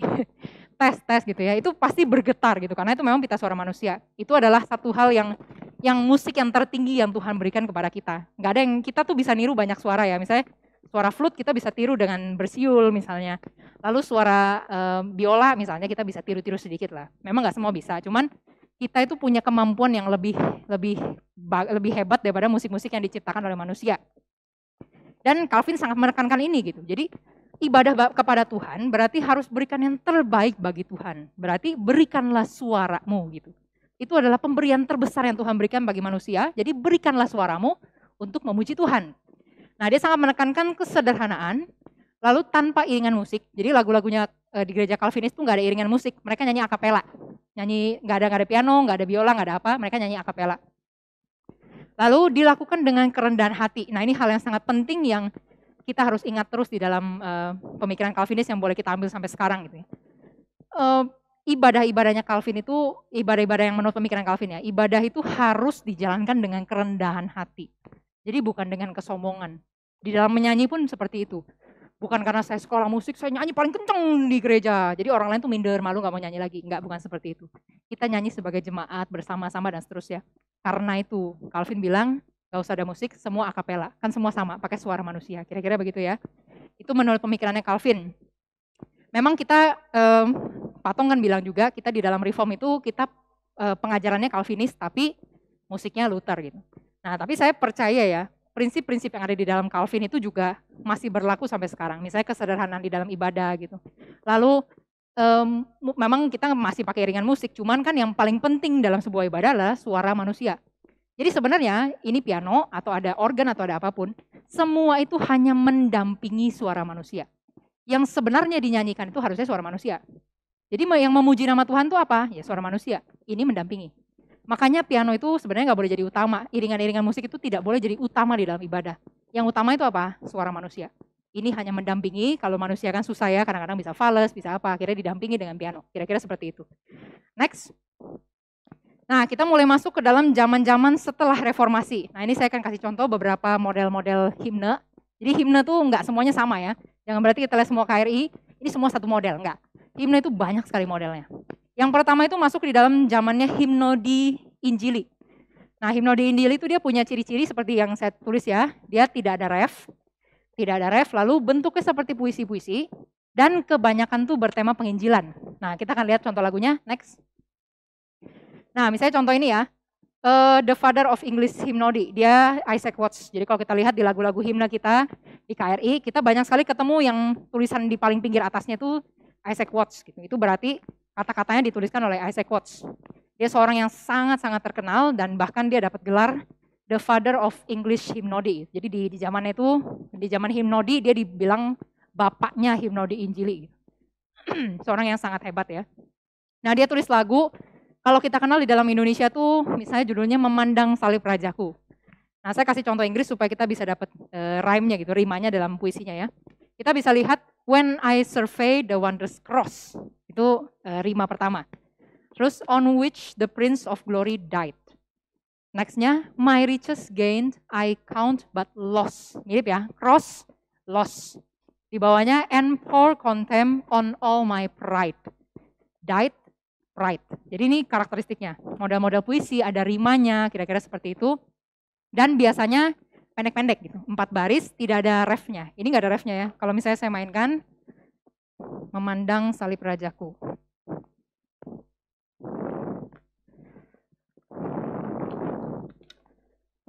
Nomor berapa dia? 211.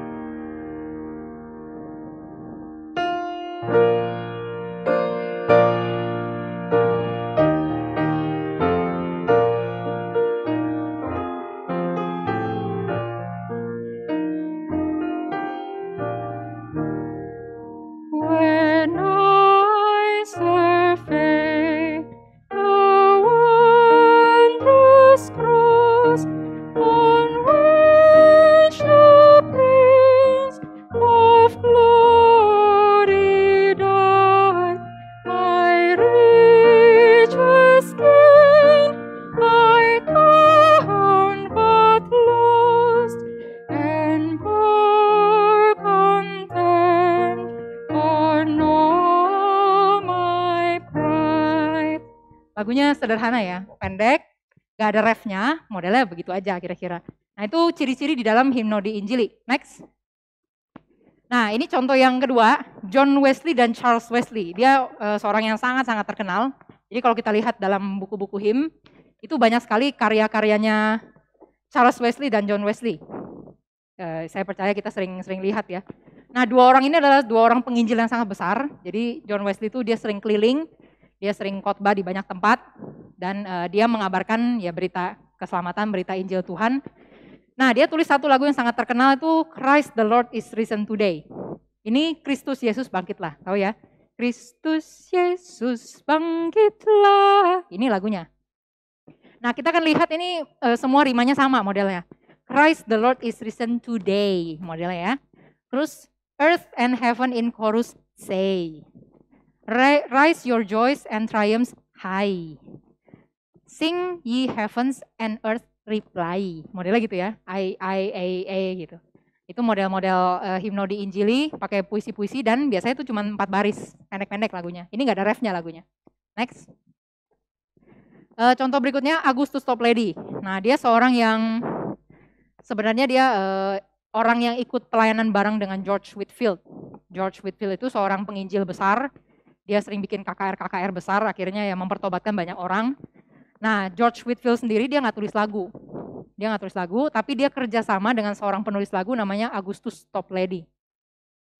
Nah, dia tulis lagu Rock of Ages Cleft for Me. Ini lagunya Padamu batu zaman. Tahu ya? Aku minta lindungan. Nah, kita lihat kata-katanya. Rock of Ages Cleft for Me. I gitu. Let me hide myself in thee. I juga. Let the water and the blood from thy wounded side which flowed. D gitu ya. Lalu be of sin the double cure, save from wrath and make me pure. Ya, ini model-model puisi dan ini tidak ada referennya. Jadi kalau Bapak Ibu lihat itu nggak ada tulisan ref, bahkan kata-katanya semua padat-padat gitu ya, rapet-rapet dan banyak. Next. Nah, ini William Williams, dia tulis lagu Guide Me O Thou Great Jehovah. Dia tulis tuntun aku Tuhan Allah, lagu itu ya. Sama juga Guide Me oh Thy Great Jehovah, Thou Great Jehovah. Sorry, saya tulisnya My Great ya, sorry. Pilgrim through this barren land. I am weak but you are mighty, hold me with your power hand. Bread of heaven, feed me till I want no more, feed me till I want no more. Jadi more itu puitisnya. Next. John Newton. Nah, John Newton juga dia di zaman English Hymnody ya, zaman Hymnody Injili.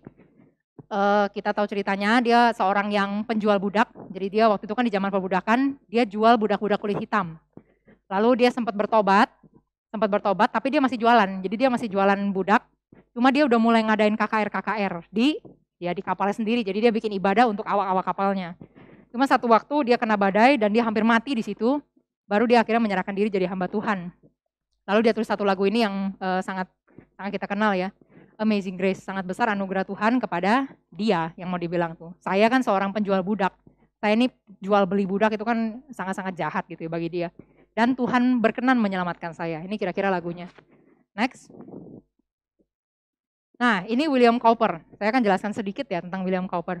Dia tulis lagu There is a fountain filled with blood. Itu tercurah darah Tuhanku. Kita boleh buka di dalam KRI ya. Itu di nomor 176. 176, Bapak Ibu. Ya boleh buka ya di KRI 176. Saya nggak siapkan di slide.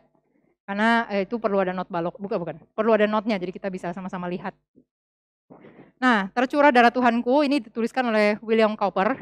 Dia seorang yang pernah mengalami depresi berat. Jadi ini bukan orang waras gitu. Ini orang gila, bisa dibilang ya. Dia punya depresi yang berat, yang benar-benar bikin dia stres. Saya pernah bikin latar belakang lagu ini. Kalau Bapak Ibu punya, saya agak lupa sih itu di minggu keberapa ya. Saya pernah bikin. Dan kira-kira di dalam kondisi yang benar-benar menekan itu, dia kemudian menghasilkan lagu ini. Jadi ya kalau kita lihat ya, kita kalau depresi, kita nggak depresi pun nggak menghasilkan apa-apa gitu. Dia mendepresi menghasilkan sesuatu gitu. Memang ya itu anugerah yang Tuhan berikan kepada seseorang. Dia menghasilkan satu lagu dan kalau kita lihat dalam bahasa Inggrisnya lebih jelas ya. There is a fountain. Fountain itu apa? Kayak itu loh, sumber air yang tercurah terus. Jadi ini air yang nggak habis-habis kira-kira ya, kayak air mancur gitu. Tapi dia bilang apa? Fountain filled with blood. Kita bisa bayangin ya, air mancur darah. Ngeri kan? Ngeri kan? Gitu. Itu sesuatu yang gitu. Kok dia bisa kebayang sih kira-kira seperti itu. Ya saya percaya mungkin karena dia ada depresi tertentu, lalu dia bisa pikirkan sampai sedemikian rupa karena memang ya anugerah Tuhan kepada dia besar dia rasa gitu. Kepada orang yang depresi Tuhan tuh benar-benar menghibur dia gitu. Dia kemudian menuliskan ini, there is a fountain filled with blood. Jadi kayak ada sumber air yang, sumber darah yang banyak. Gitu. Drawn from Emmanuel's vein. Jadi dari apa namanya? Dari cabangnya ya. Dari cabangnya Immanuel gitu, Yesus lah. And sinner plunge beneath the flood. Jadi kita tuh kayak dicelupin di banjirnya itu gitu, di kubangan airnya, bukan kubangan airnya. Maksudnya di tempat darahnya itu kita dicelup, lalu bersih kita. Jadi kita punya dosa tuh dicelup di darah itu bersih. Kita kan kadang-kadang sudah membayangkan ya, kita dicelupin ke darah kan langsung jadi bau gitu kan, semua merah gitu. Tapi bagi dia itu dicelup ke darah tuh bersih. Nah dia ambil ini dari mana? Dari Zakaria 13 ayat 1. Saya mengajak kita membuka dari Zakaria 13 ayat yang pertama. Zakaria 13 ayat yang pertama, itu kitab kedua terakhir sebelum Maleakhi. Kitab Zakaria pasal yang ke-13 ayat yang pertama. Saya akan bacakan ya. Pada waktu itu akan terbuka suatu sumber bagi keluarga Daud dan bagi penduduk Yerusalem untuk membasuh dosa dan kecemaran. Jadi diambil dari sini ya. Ini kan bicara soal orang Israel yang sudah berdosa, tapi Tuhan janjikan nanti untuk keturunan Daud dan orang-orang percaya itu Tuhan akan janjikan keselamatan. Nah biasanya kita tuh mengerti sumber pembasuhan itu berarti berkaitan dengan yang namanya air. Jadi kalau bicara soal pembasuhan, bicara soal mandi gitu, itu kan pasti kita langsung terpikir dengan air, pasti ya. Entah mau pakai sabun atau nggak pakai sabun itu kan alasan kedua gitu. Cuman pasti air ada. Nah kita juga akan lihat di dalam perjanjian lama, itu memang air itu punya konsep yang sangat penting. Ini konsepnya sangat besar gitu di dalam perjanjian lama. Kalau kita lihat orang-orang yang misalnya wanita-wanita setelah haid, setelah dia datang bulan itu kan tercatat ya, mereka tuh punya hari-hari najis gitu. Jadi nggak boleh datang ke bait Allah, nggak boleh beribadah karena mereka itu ada haid gitu, jadi ada datang bulan. Nah mereka kalau sudah selesai haid itu mereka nggak boleh langsung datang ke bait Allah, tapi perlu dibasuh. Nah basuhnya dengan air, nanti ada peraturannya lah ya, sebelum matahari terbenam dan seterusnya harus dibasuh dengan air. Jadi air itu punya prinsip apa ya, pembasuhan diri, orang yang dibersihkan. Atau misalnya contoh yang lain, kusta. Jadi orang yang kusta itu kan nanti harus datang ke imam. Jadi imam nanti lihat ya dinyatakan sembuh misalnya ya dengan syarat-syarat yang sudah tercatat ya, udah nggak ada lagi bintik-bintik dan seterusnya. Dia dinyatakan sembuh, tapi dia nggak boleh langsung masuk ke dalam bait suci. Jadi dia harus mandi dulu gitu. Jadi harus pembasuhan dulu, pasti ada ritualnya ya.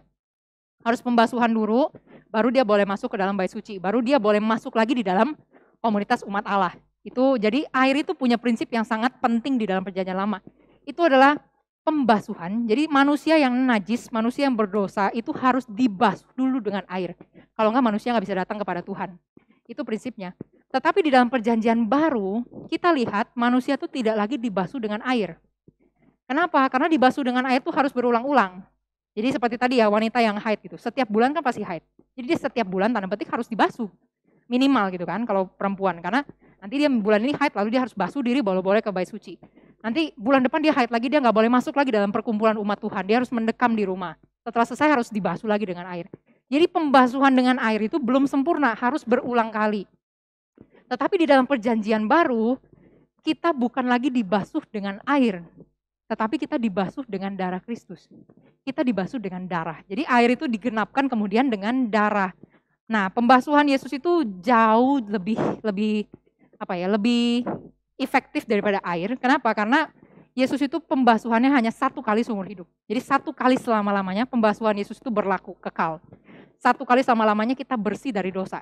Itu kan penggambarannya, kita najis karena kita berdosa, lalu dibasuh dengan darah dan kita menjadi bersih. Itu seperti kata-kata dalam lagu tadi ya, saya dicelup ke dalam banjir itu, ke dalam tempat darah itu, lalu saya jadi bersih. My guilty stains.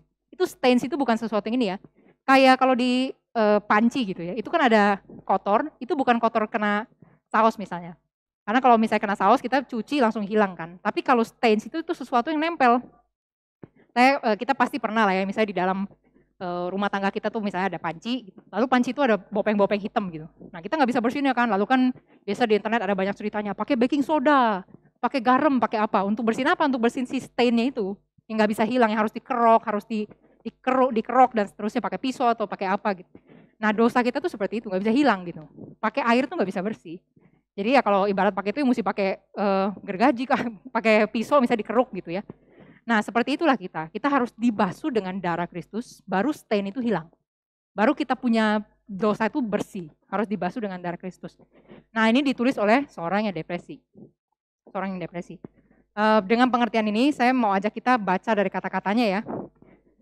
Yang pertama itu tercurah darah Tuhanku, tadi di nomor 176. Tercurah darah Tuhanku di bukit Golgota. Yang mau bertobat ditebus, terhapus dosanya. Terhapus dosanya, yang mau bertobat ditebus, terhapus dosanya. Nah, saya mau ngajak kita dengan pengertian ini, mari kita nyanyikan lagu ini bait yang pertama ya, Tercurah Darah Tuhanku.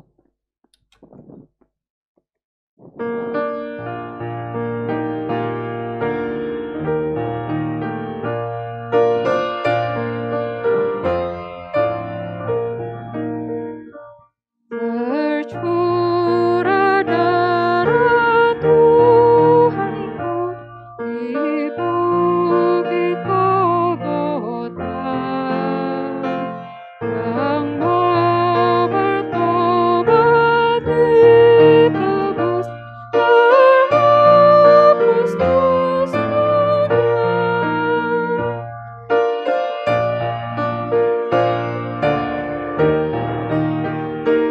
Terhapus dosanya, yang mau bertobat ditebus, terhapus dosanya.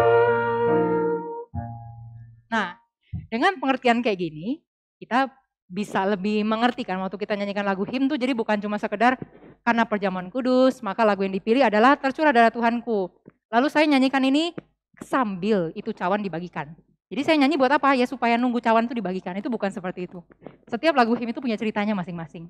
Ini cerita yang pertama yang saya angkat tadi ya, William Cowper, seorang yang depresi tapi kemudian dipakai Tuhan, lagunya itu jadi penghiburan bagi banyak orang.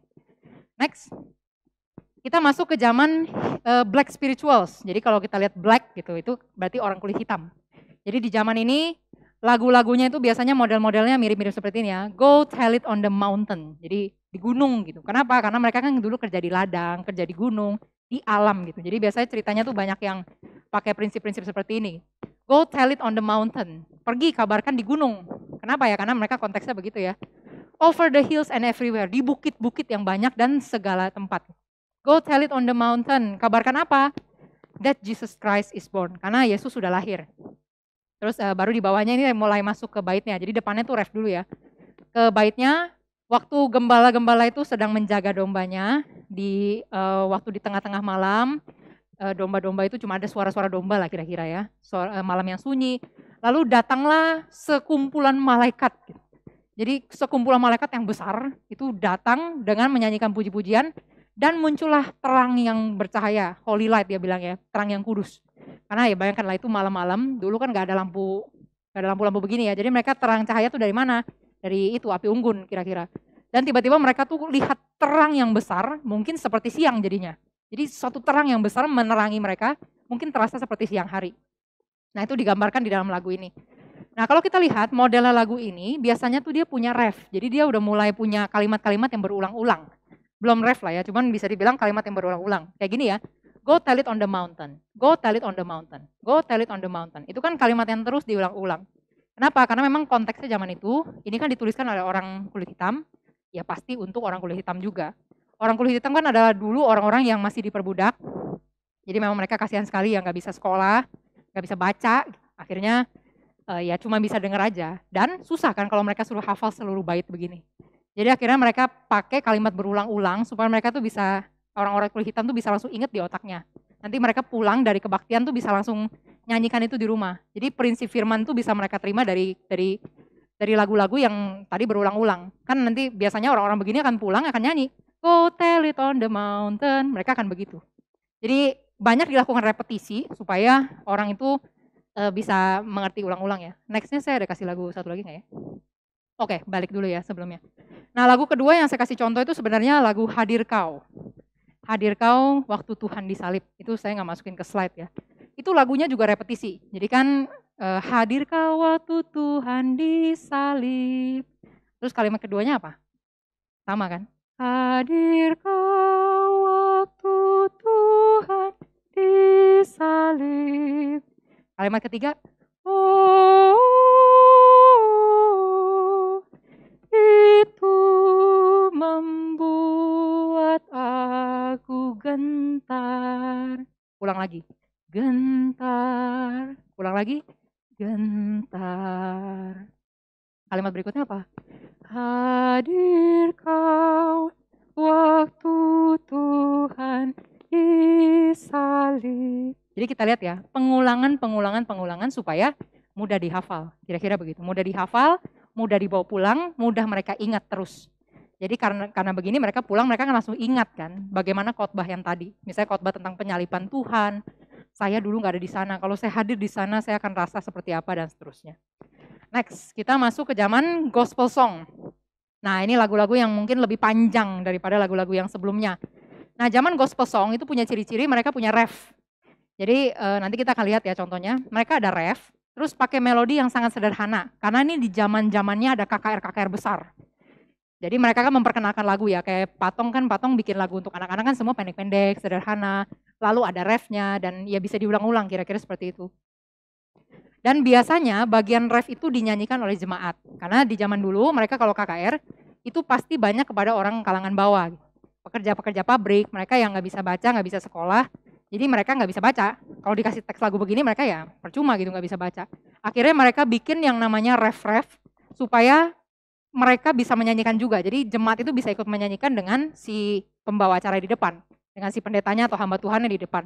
Biasanya jadi bait-bait pertamanya, bait pertama, kedua, ketiga itu dinyanyikan oleh hamba Tuhannya. Jemaat hanya menyanyikan refnya saja di zaman itu. Oke, kita akan lihat terus ini ya, memiliki karakter yang lebih riang, jadi lebih cerah gitu lagunya daripada yang dulu-dulu. Kalau Black Spirituals itu kan kadang-kadang ada yang gelap ya modelnya, karena memang ya mereka kan konteksnya perbudakan. Lalu kebanyakan tuh bicara soal keselamatan, tentang keselamatan. Kita akan lihat contohnya, next. Nah kita akan lihat pertama dari Philip Bliss. Ini orang yang sangat terkenal juga di dalam musik. Dia tulis satu lagu yang terkenal itu Wonderful Words of Life, ajaiblah firman hidup. Nah ini kalau kita lihat di refnya, itu kan kata-katanya benar-benar berulang kan. Beautiful words, wonderful words of life. Ulang lagi. Beautiful words, wonderful words of life.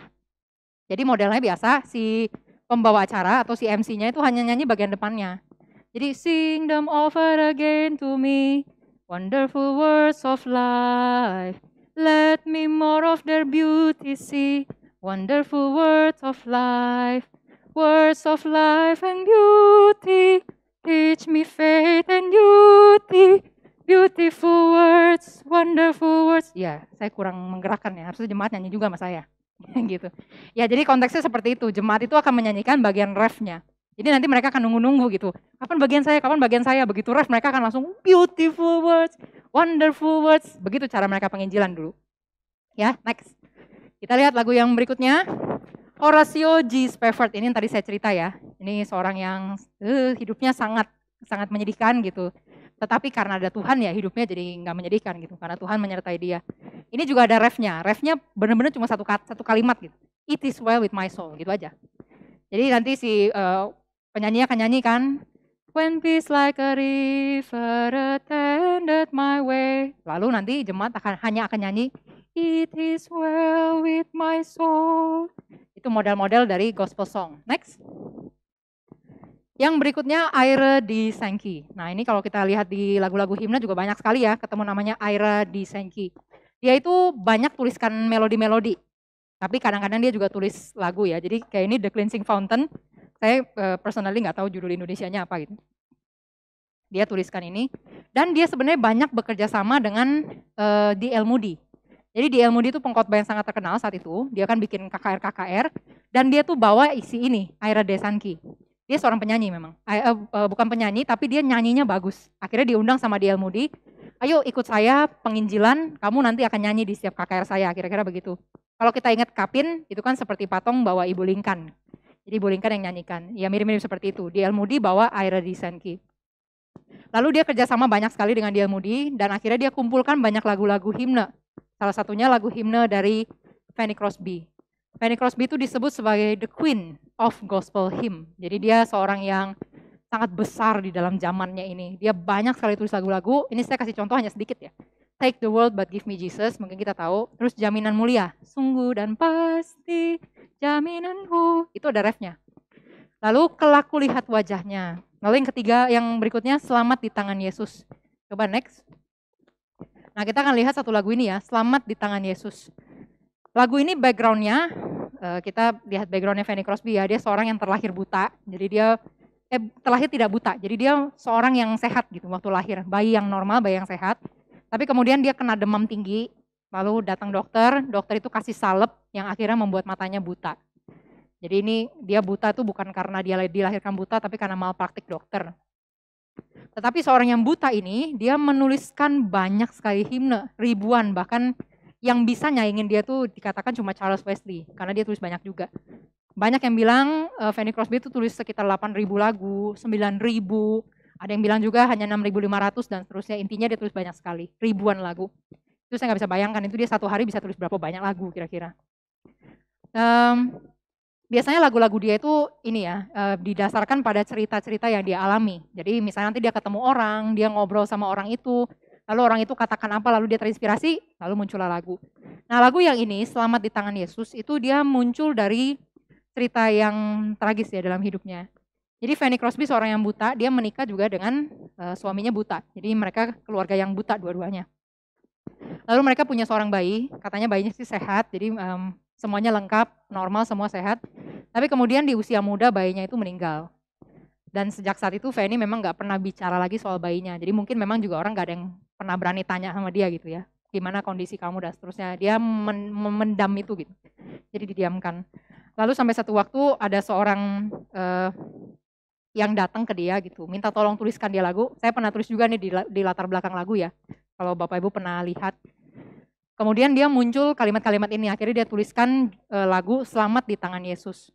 Nah dalam lagu ini kita bisa lihat ya, dia kan punya kenangan akan kematian anaknya. Saya percaya ya, mana ada sih ibu yang anaknya mati tuh dia perasaannya nggak hancur, kecuali ya ibu itu mungkin udah ya gila atau sakit jiwa atau apa. Biasanya sih ibu-ibu yang normal tuh pasti akan sedih anaknya mati, apalagi bayi ya. Bayi yang saya baru pegang dia berapa bulan, paling lama 1 tahun saya baru pegang dia, sekarang dia harus mati duluan. Banyak ibu tuh pasti akan bilang, udah tukar aja nyawanya sama saya, biar saya mati nggak usah dia. Banyak kan ibu-ibu seperti itu ya, biar saya mati nggak usah dia. Kita ibu-ibu tuh pasti akan rela melakukan apapun demi anaknya ini. Tapi ya dengan kematian Fanny Crosby nggak bisa lakukan apa-apa lagi untuk anaknya. Memang anaknya sudah dipanggil Tuhan. Tetapi di dalam kondisi yang menekan seperti itu, Fanny tetap percaya kepada Tuhan. Dan itu digambarkan di dalam lagu ini. Dia percaya bahwa anak itu kan tadinya dia lahir ya, itu kan dia ada di dalam rahimnya Fanny. Jadi kan begitu dekat, begitu erat gitu koneksinya dengan ibunya. Kita tahu lah ya, kalau lihat orang di USG gitu. Jadi kan kita tahu ini bayinya tuh sedang apa, kalau nanti mamanya bicara anaknya bisa nendang, papanya bicara bisa nendang dan seterusnya. Karena dia punya koneksi, punya relasi dengan mamanya. Dan begitu dilahirkan, bayi itu akan merasa nyaman dan tenang itu di mana? Di dekapan mamanya. Karena dia bisa dengar detak jantung mamanya. Dulu kan satu kan sama bayi itu kan, detak jantungnya deket. Jadi bayi itu akan merasa sangat aman di pelukan mamanya, di dekapan mamanya. Dan sekarang bayinya itu sudah mati. Bayinya itu tidak bisa ada lagi di dalam dekapannya Fanny. Tapi Fanny percaya apa? Sekarang anak saya tuh sudah ada di dalam dekapan Tuhan. Apalagi yang diharapkan dia gitu. Dekapan tangan Tuhan kan pasti lebih aman, pasti lebih nyaman daripada dekapan Fanny sendiri. Dan ya kemudian Fanny menuliskan kalimat ini, bahkan dia bilang, bukan cuma anak saya yang didekap Tuhan, tapi saya juga. Kita semua juga, orang-orang yang percaya sama Tuhan. Kita semua tuh tadinya kan ada di lumpur dosa, kita sendirian, kita tertekan, kita nggak bisa apa-apa. Tapi sekarang kita tuh bisa ada di dalam dekapan Tuhan. Kita ada di dalam dekapan Bapa yang membuat kita tuh aman, membuat kita tuh lepas dari segala bahaya. Kita bisa aman tentram gitu. Ya tentu bukan aman nggak ada penyakit di dalam dunia ini ya, bukan. Tapi jiwa kita tuh sudah dipegang Tuhan dan kita nggak mungkin binasa. Kita nggak mungkin binasa. Dan itu digambarkan oleh Fanny. Pengalaman itu benar-benar dilukiskan oleh Fanny dengan sangat indah. Dari tadi lagunya kalau kita lihat ya. Selamat di tangan Yesus, aman pelukannya. Jiwaku tenang teguh dalam naungan kasihnya. Itu ya naungan ya. Lalu ku disambut malaikat dengan pujian merdu. Di negeri mulia damai sejahtera. Ini bicara misalnya setelah dia mati gitu. Lalu selamat di tangan Yesus, aman pelukannya, jiwaku tenang teguh dalam naungan kasihnya. Jadi ada background di balik itu, ada ceritanya. Next, kita lebih cepat ya. Nah ini bagian yang terakhir, modern hymn. Modern hymn itu biasa dituliskan oleh banyak orang kulit putih, tetapi ada satu yang terkenal bukan orang kulit putih, gitu. Jadi orang kulit hitam, Thomas A. Dorsey. Dia seorang yang pianis yang pinter gitu. Jadi dia dari kecil sudah belajar piano. Tapi kemudian dia menyerahkan dirinya untuk main band. Jadi dia sudah punya band sendiri, dia sudah punya grup sendiri, dia hidup di dalam dunia performance gitu. Tapi kemudian menjelang menjelang hidup berikutnya gitu, dia mulai merasa lelah gitu ya, lelah dengan kehidupan artis gitu ya, kehidupan band, pergi kemana-mana, manggung di sana sini.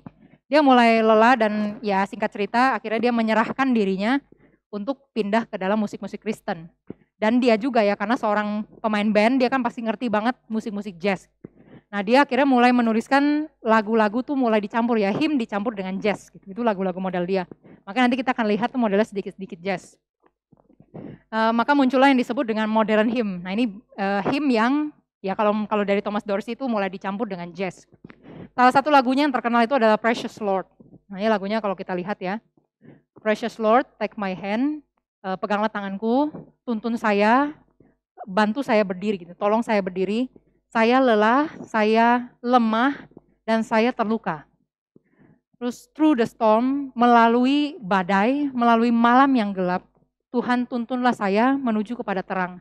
Pegang tanganku Tuhan, bawa aku pulang. Kira-kira begitu kata-katanya kalau saya terjemahkan secara bebas. Nah dia punya background, dia menikah dengan satu orang, dengan perempuan gitu, istrinya. Dan saat itu ceritanya istrinya tuh lagi hamil tua, dan sudah dekat waktu melahirkan. Jadi istrinya tuh memang sudah harus melahirkan anak, tapi Dorsey itu dipanggil, sudah ada janji gitu. Jadi dia janji pergi ke St. Louis, dia melayani di sebuah KKR. Jadi masih ini ya, dia masih pentas di KKR gitu, mementaskan lagu-lagu Kristen. Jadi begitu tahu istrinya sudah dekat melahirkan, Dorsey bilang, udah saya nggak usah pergi. Tapi istrinya bilang, kamu nggak bisa gitu, kamu sudah janji sama Tuhan, kamu mau pelayanan, nggak apa-apa sudah kamu pergi aja. Ada Tuhan kok jaga saya. Jadi dia akhirnya dia pergi ke sana, pergi melayani.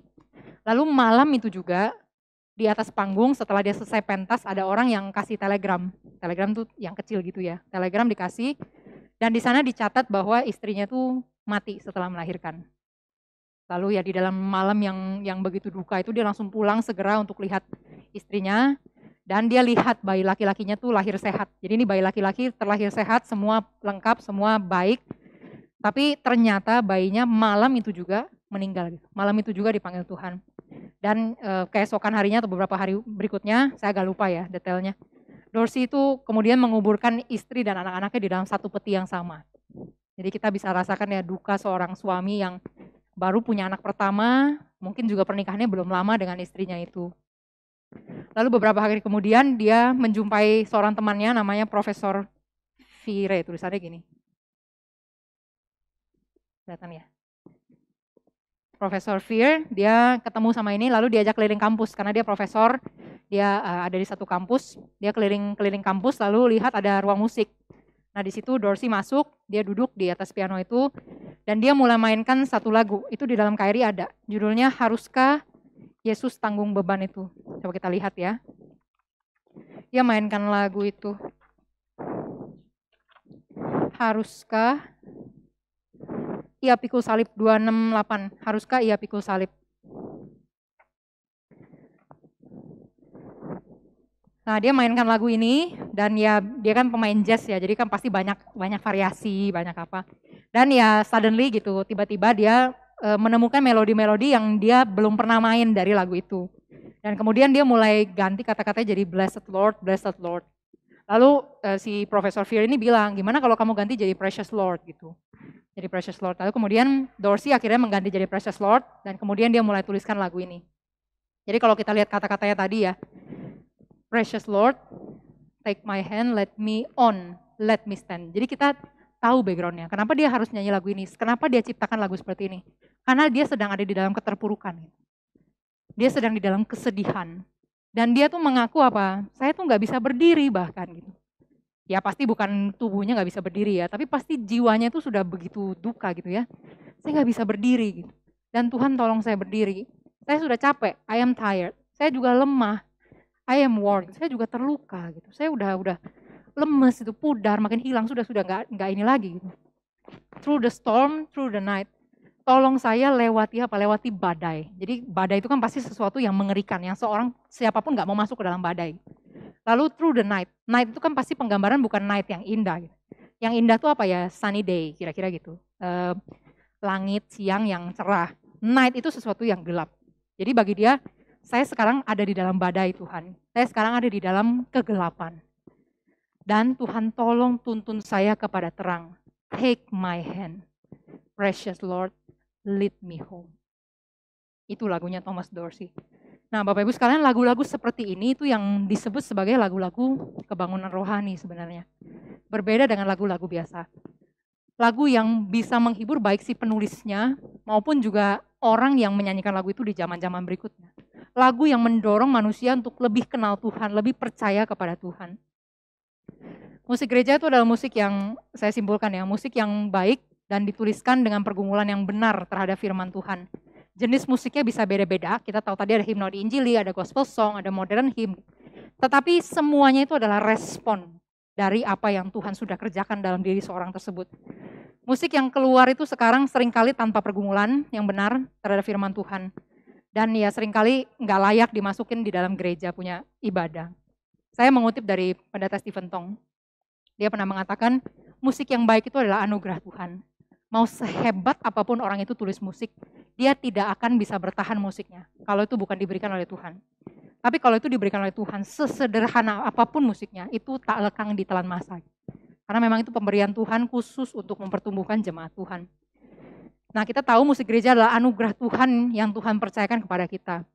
Tetapi betapa sayangnya dan betapa ruginya kalau kita nggak menghargai ini. Mungkin sekarang kita bisa punya banyak alasan. Aduh, saya pakai masker, saya nggak bisa nyanyi lah, susah napasnya. Saya ibadahnya online, malu kalau nyanyi tetangga dengar. Saya nggak tahu lagunya, saya nggak bisa nyanyi. Ya, Bapak Ibu sekalian, alasan-alasan kayak gitu tuh lebih banyak lagi bisa dibikin. Kalau memang pada dasarnya kita nggak mau. Tapi kalau kita tahu, kita mau menghargai apa yang Tuhan berikan, kita pasti bisa cari cara. Saya pakai masker, nggak bisa nyanyi, ya saya tinggal beli corong gitu kan. Atau saya beli masker yang model lain, yang supaya saya bisa nyanyi. Itu kan bukan berarti saya nggak bisa nyanyi sama sekali. Kita pasti akan cari cara untuk menghargai lagu-lagu ini. Atau saya nggak ngerti lagu-lagu hymn, sudahlah saya nggak perlu belajar. Kita kan bisa cari kan, misalnya kayak PA kayak gini kita bisa belajar. Atau dari latar belakang lagu yang setiap minggu ada kita bisa baca, kita bisa tahu backgroundnya. Kita bisa belajar. Bapak Ibu sekalian, kalau bukan kita yang menghargai musik gereja, terus siapa? Kalau bukan kita yang menghargainya, terus siapa yang mau ngajarin ke anak-anak kita untuk menghargai musik gereja? Kalau bukan musik yang baik yang kita dengar, terus musik seperti apa yang kita dengar? Kiranya perenungan hari ini tuh menguatkan kita dan membuka pikiran kita akan betapa besarnya anugerah Tuhan pada kita, khususnya melalui musik gereja. Kiranya kita dapat belajar menghargainya, kita bisa belajar juga mempelajarinya, serta mewariskannya pada generasi-generasi selanjutnya. Biarlah nama Tuhan dipermuliakan atas semuanya. Mari kita tutup di dalam doa. Bapa yang di dalam surga, kami sungguh mengucap syukur Tuhan berikan kepada kami warisan yang begitu besar. Tuhan berikan kepada kami anugerah yang begitu besar. Tolonglah kami untuk menghargainya Tuhan. Ampunilah kami selama ini ketika kami tidak menghargainya. Tapi biarlah mulai saat ini kami boleh belajar menghargai. Kami boleh belajar untuk mewariskannya bahkan kepada anak-anak kami. Terima kasih ya Tuhan, hanya di dalam nama Tuhan kami Yesus Kristus. Kami sudah berdoa dan mengucap syukur. Amin. Ada satu pertanyaan, bagaimana dengan Hillsong? Apakah memenuhi kriteria lagu yang baik dari segi musiknya, syairnya, dan teologinya? Kalau kita mau lihat Hillsong ya, sebenarnya Hillsong tuh banyak sih, kayak lagu yang I Believe in a Hill Called Mount Calvary, itu kan sebenarnya mirip-mirip Hillsong ya. Aku percaya peristiwa Calvary. Lalu seperti In Christ Alone, itu kan model sudah sangat-sangat modern sekali, bisa dibilang model Hillsong gitu. Nah, kita tuh bukan menolak Hillsongnya sebenarnya. Kita bukan menolak himnenya, atau misalnya pakai contoh lain, kita bukan menolak popnya gitu. Tapi yang kita tolak itu adalah apa? Ya, dari pengertian himne tadi, yang pertama, kata-katanya benar nggak? Teologinya benar nggak? Kedua, musiknya itu mendukung nggak? Kalau musiknya itu mendukung dengan baik, supaya kita tuh benar-benar bisa ngerti kata-katanya, dan mempertumbuhkan kita kepada Tuhan, ya it's fine. Gitu. Dan yang ketiga ya teologinya tadi ya. Dan ada beberapa pengertian-pengertian lain sebenarnya yang membuat kita tuh nggak bisa sembarang, lagu ini boleh, lagu itu nggak boleh, lagu ini boleh. Sebenarnya banyak sekali pemilahan-pemilahannya, karena itu di dalam gereja kita tuh banyak orang-orang seperti misalnya Ibu Elsa Pardosi, itu sangat baik bisa memilah lagu-lagu Kristen yang bisa dimasukkan, lalu juga ada Pak Billy Kristanto, ada juga para hamba-hamba Tuhan yang lain yang memang concernnya di sana, dan mereka bisa memilah lagu-lagu. Jadi poinnya saya adalah kita bukan tolak lagu ini atau tolak lagu itu karena itu pop, ya karena itu hymn makanya saya terima. Enggak loh, banyak hymn-hymn juga yang kata-katanya nggak jelas kan. Jadi bukan karena genre lagu itu apa, tetapi apakah lagu itu tepat dinyanyikan di dalam ibadah. Doktrinnya benar nggak? Bisa mempertumbuhkan jemaat atau enggak? Dan lihat konteksnya itu bisa untuk ibadah atau untuk perayaan. Kira-kira seperti itu ya, ada beberapa ini. Cukup menjawabkah? Selamat malam. Bagaimana dengan musik band yang digunakan untuk ibadah di gereja-gereja tertentu? Sebenarnya saya personally sih ya, maksudnya ini tolong anggap saya punya pembicaraan itu dewasa gitu ya. Kita tuh bukan tolak alat musiknya. Jadi kita bukan, karena ini piano boleh, karena itu biola boleh, oh kalau drum nggak boleh. Jadi itu ya, penekanannya itu bukan kepada alat musiknya itu apa, jadi nggak bisa sesederhana itu. Tetapi prinsip dibaliknya itu apa?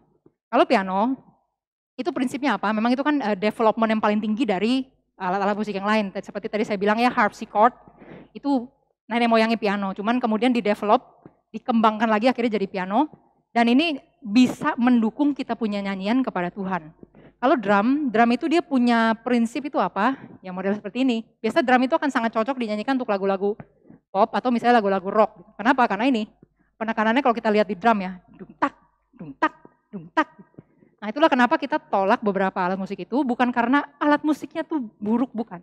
Tapi karena ini prinsipnya tuh nggak masuk ke dalam kita punya susunan ibadah. Kan musik itu kan perlu disusun, perlu teratur, nggak boleh sembarangan, dan apakah drum itu bisa menyesuaikan. Saya pernah dengar lagu-lagu seperti Suci, Suci, Suci, dimainkan dengan drum itu merusak seluruh lagunya. Karena Suci, Suci, Suci kan modelnya Suci, Suci, Suci. Mau dikasih drum kayak gimana? Sudungtak, sudungtak, nggak bisa kan.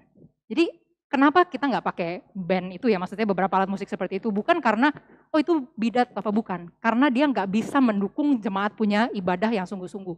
Seperti kita nyanyikan Indonesia Raya pakai drum, gimana coba? Ngamuk nggak itu para petinggi-petinggi negara? Indonesia dung tak, ya kan nggak bisa. Kita pasti sudah marah, nggak bisa Indonesia Raya tuh bagus pakai trompet, pakai trombon dan seterusnya. Kita pasti nggak pakai drum kan, kenapa? Karena nggak cocok dengan ininya. Jadi kita nggak bisa sembarangan bilang, oh nggak pakai musik band, kenapa? Karena ya itu bidat apa bukan. Kita punya prinsip di balik itu, punya prinsip yang lebih besar kenapa kita nggak pakai dan seterusnya. Terus pertanyaan berikutnya, apakah itu sesuatu yang berkenan juga di hadapan Tuhan? Balik lagi ke yang tadi ya, berkenan atau tidak berkenan di hadapan Tuhan, itu tergantung prinsip kita tadi. Yang sudah saya jelaskan di dalam Reform, kita kan pegang prinsipnya Luther, pegang prinsipnya Calvinis juga, pegang prinsip firman Tuhan. Bagaimana kita punya kesederhanaan, tujuannya itu apa? Untuk menolong jemaat bisa menikmati Tuhan. Kadang-kadang drum itu membuat jemaat menikmati dirinya sendiri. Nah itu ya. Harusnya kan lagu hymn membuat kita menikmati Tuhan, bukan menikmati diri kita sendiri. Walaupun bukan berarti kita ya sudah menikmati Tuhan lalu diri saya biarkan saja, cuekin saja. Enggak, karena kalau kita belajar seperti yang tadi Aristotle bilang ya, kalau kamu belajar musik yang baik, kamu sendiri pun akan menikmati lagu itu. Jadi bukan hanya kamu menyenangkan Tuhan, tapi kamu sendiri pun akan disenangkan. Gitu kira-kira ya. Terus ada beberapa lagu himne yang dipakai dalam ibadahnya, namun dengan versi yang berbeda. Besarlah Allahku, Joy to the World. Nah ini model tadi ya, dipakai band, dipakai apa, cocok atau enggak. Joy to the World itu ditulis oleh Handel. Jadi kalau mau cocok, pakai harpsichord, pakai biola, pakai cello, dan seterusnya. Kira-kira begitu. Lalu bagaimana menurut pandangan Anda? Ini yang tadi jawaban saya. Jadi kira-kira seperti itu tadi ya, bukannya apanya, bukannya hanya sebatas ini nggak boleh, itu nggak boleh, tetapi prinsip dibaliknya itu apa. Baru kita bisa tentukan, jangan pakai ini, tapi pakai yang lain. Kira-kira seperti itu. Apakah ada pertanyaan lain? Tidak ada, oke. Berarti PA kita sampai di sini. Untuk doa penutup saya serahkan kepada Pendeta Irwan.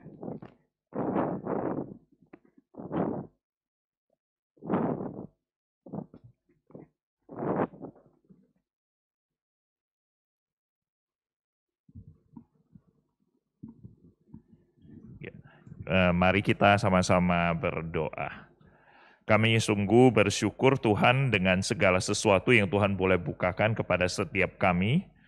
Inilah yang kami harus lihat bahwa Tuhan menciptakan manusia memiliki begitu banyak potensi dengan segala macam latar belakang dan budaya yang ada, dan di sanalah kami berespon dan kami membentuk budaya. Melalui itulah kami boleh melakukan ibadah kami. Kami boleh mempersembahkan hasil dari budaya yang mungkin kami kerjakan, dan inilah yang sungguh kami perlu sungguh-sungguh gumulkan. Kami sungguh-sungguh perlu mempelajarinya sehingga kami tahu mana musik yang boleh dipersembahkan kepada Tuhan, mana musik yang boleh dipakai di dalam ibadah, dan juga bagaimana kami dengan begitu peka bisa memilah bahwa ada pengajaran-pengajaran, ada pergumulan-pergumulan dari penulis-penulis lagu yang juga akan mempengaruhi kehidupan kami, mempengaruhi pertumbuhan kerohanian jiwa kami.